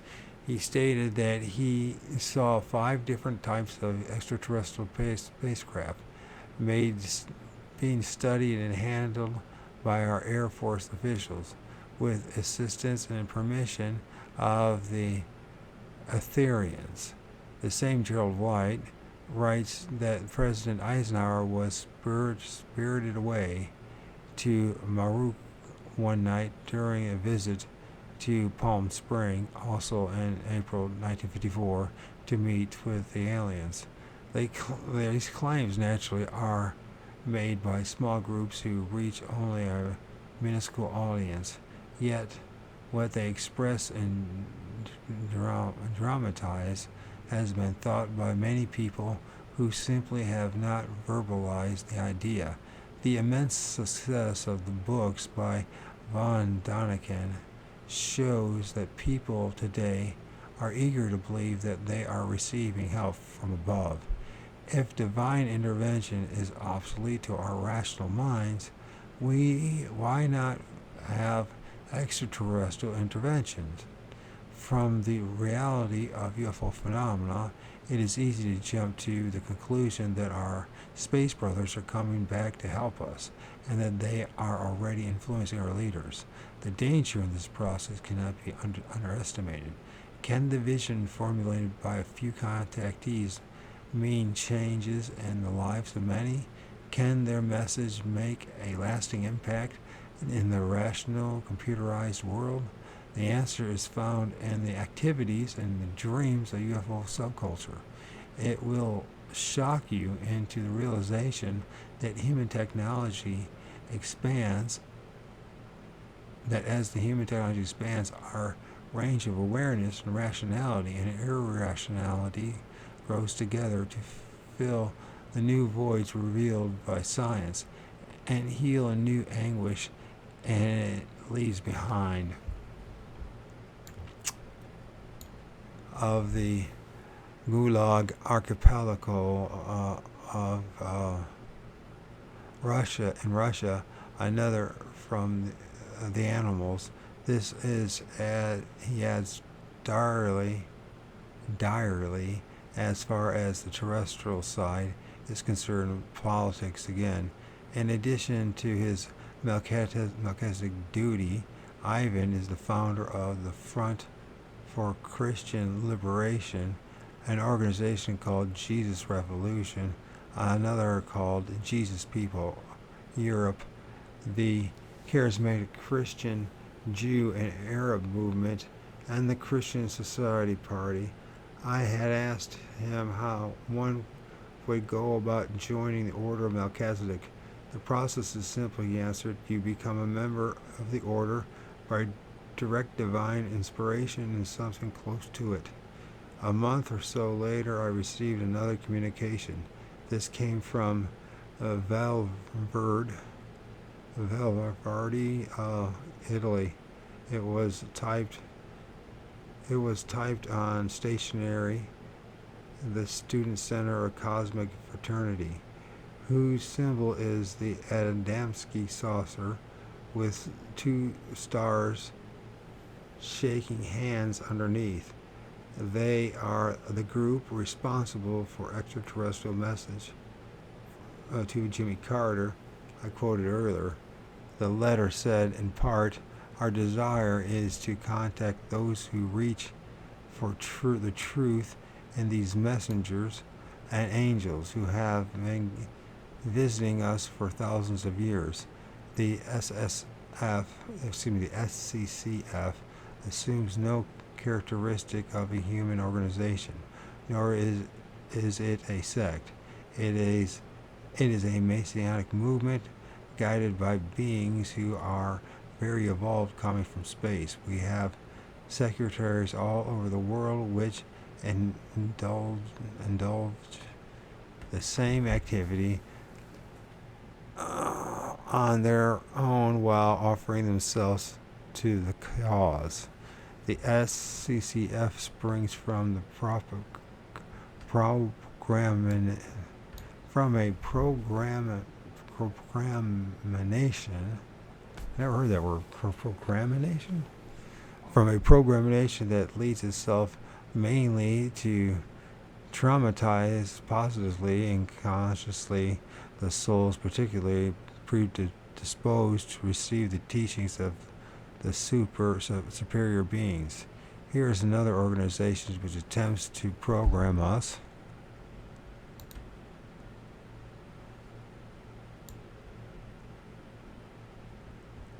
Then it has that image from heaven to earth, insignia of the Study Center for Cosmic Fraternity. So we'll try again, Study Center of Cosmic Fraternity. The same group appears to provide the inspiration for the SCCF and for the French contactees. Are they also behind some UFO incidences, or are they simply another element of confusion? In their newsletters, the SCCF publishes a message from an extraterrestrial in mission on our planet. We notice the incapacity of your political, economic, scientific organizations.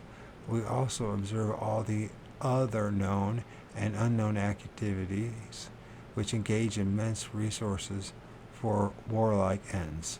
Certainly, we do not just limit ourselves, and we do not believe we have reached the moment of our most solid intervention. We are working with a methodology of which you are not aware, but which will surely give its fruits.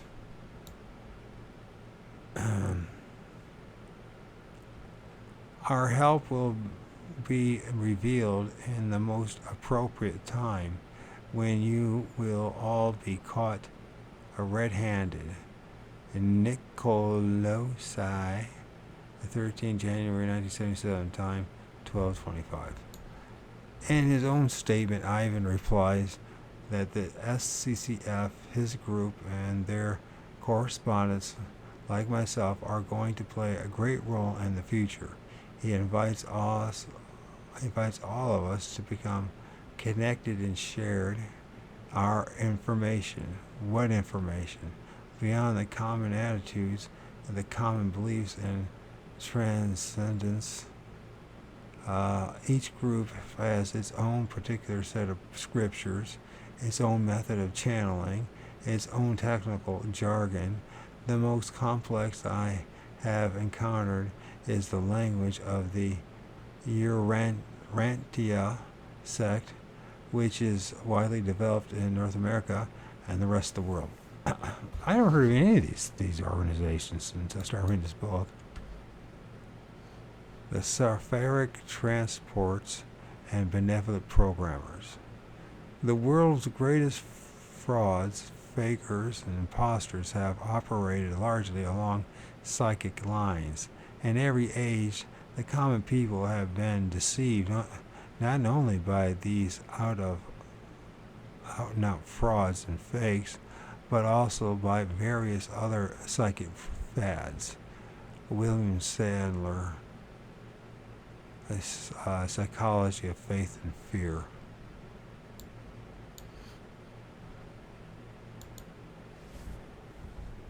Let's see what that looks like. Oh, is that psychology is physiology? Psychology is physiology.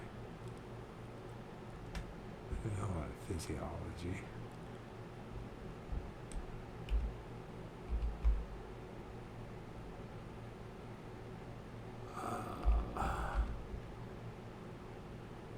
Faith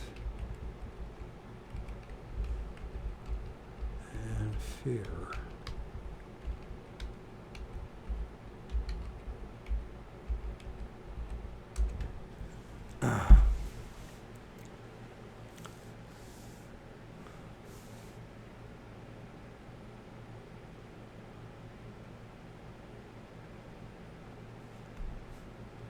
Among today's most ardent believers in flying saucers and their occupants are the followers of a religious philosophy expressed in the Book of Urantia, a thick volume that was mystically received in Chicago and printed for the first time in 1955 by a subsequently formed Urantia Foundation. Urantia is the cosmic name of the Earth.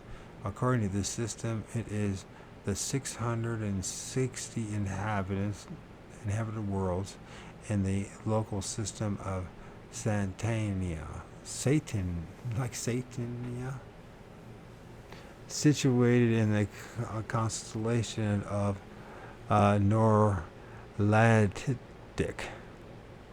Norlatiadic, one of the 100 constellations of the local universe of Nebadon. And to the unbeliever, the amazing word structure of the Book of Urantia appears to have all the earmarks of paranoia. The consistency of its statements, the richness of its material, the fondness it displays for neologism makes it a monument to the unchecked imagination of man. It defines, for example, 3 orders of paradise sonships, including one which is of Trinity origin and does not register in the local universe. If you are lost in the peculiar cosmology, take heed, for the unknown author adds, in page 35, I estimate there are in Nabadon between 15 and 20,000 Trinity teacher sons, exclusive of the 9,642 creature trinitized assistants of record. I don't know, none of that made any sense. These paradise Danos are neither magistrates nor ministers. The author goes on like this for 2,097 pages. I hasten to add that I do not intend to quote much of it, or even to summarize its philosophy. I am concerned only with the cosmic hierarchy it describes. Urantia has much to say about UFOs and Melchizedek. In the universe of Nabadon, the father Melchizedek acts as the first executive associate of the bright and morning star. And this impressive figure, who rules over an entire universe, sends his son to work closely with the angels, who find in them sympathetic friends, and Melchizedek's are said to be a self-governing order. They can be absolutely trusted. Not once throughout all the super universe of Orvanton have they ever betrayed their trust. They are few human beings, indeed, about whom the same thing could be said.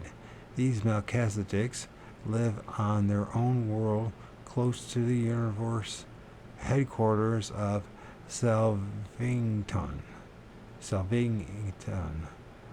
They are a number of spheres forming a universe. You and I may meet there someday. Yeah. All evolution. This is tough to read. This part's. They sound crazy. He did a good job making them sound crazy. All the evolutionary mortals who graduate from their constellation training are destined to land on Melchizedek. And never will you forget your reaction to the first day of your life on this unique world, not even after you have reached your paradise destination.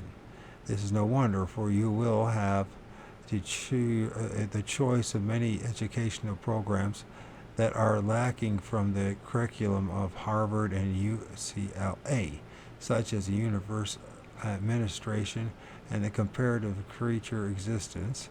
The universe also teaches more classical, necessarily the morning star in traditional sense is the light bearer Lucifer. Also, Jesus calls him the morning star, and in the Bible there was multiple morning stars. Disciples such as energy, matter, organization, communication, records, and ethics. The book Urantia devotes a section to the special work of Melchizedek, which has to do with the supervision of the progressive Morantia career of the ascending mortals, meaning you and me, while the Melchizedek order are chiefly devoted to the vast educational system and experimental training regime of the local universe. They also function in unique assignments and in unusual circumstances. In the planetary crisis, any planetary crisis, these Melchizedek sons serve in many unique capacities. It is easily possible for such a son to make himself visible to mortal beings, and sometimes one of these orders has even incarnated in the likeness of mortal flesh. According to the unknown author of Urantia, the biblical Melchizedek had volunteered to incarnate because he was afraid that the light of the consciousness would become extinguished if he did not step in to initiate Abraham. Which, by the way, in my book I'm talking about Abraham right now, and the absolute mad story of him. It's totally bizarre. And if you take any of that stuff true, you base your foundation in reality of the Bible and the Abrahamic religions and all these other religions, you're setting yourself up for madness is what you're doing. All these intelligences use an advanced technology to travel through the universe. They have developed cepheric transports which depart at regular intervals from the base in Jerusalem. I guess it's not the same thing as Jerusalem, it's Jerusalem. Numerous mechanical developments are used in providing initial energy for escaping the planetary gravity and overcoming the air resistance. The seraphic transport departs every 3 seconds of Urantia time, and sometimes far into the recession. The transporters take off at about 25 standard miles per second in Urantia time and do not attain standard velocity. What the hell is this? Until they are over 2,000 miles away from Jerusalem. Transporters arrive on their crystal field, the so-called Sea of Glass. They stole that from the Bible. These are UFOs? According to the Urantian system, the development of all the world religions is due to Melchizedek messengers.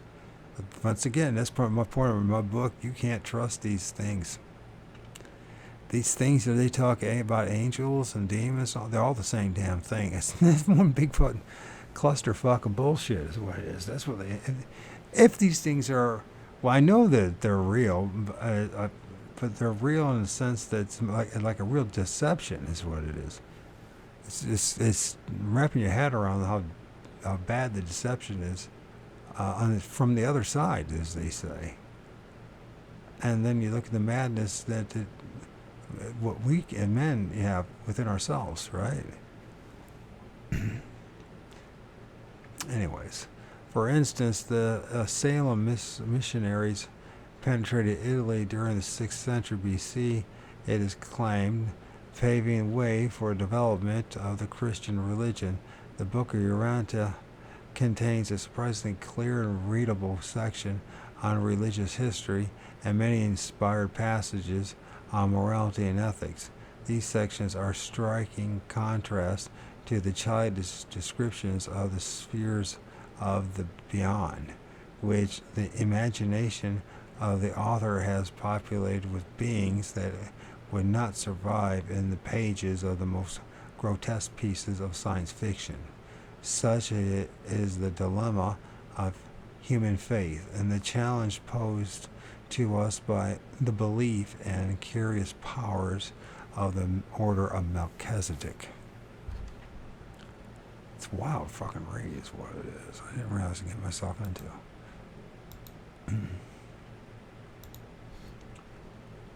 You're going to try, go all the way. Otherwise, don't even start. If you're going to try, go all the way. This could mean losing girlfriends, wives, relatives, jobs, and maybe your mind.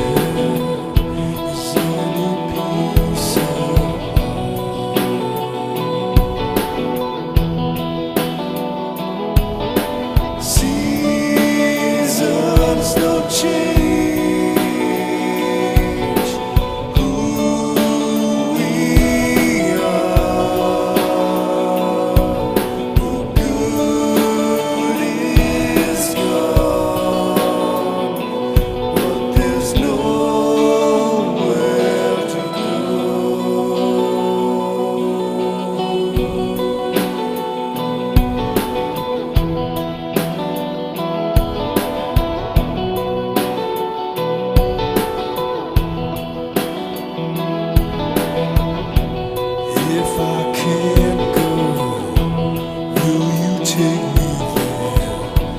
I won't break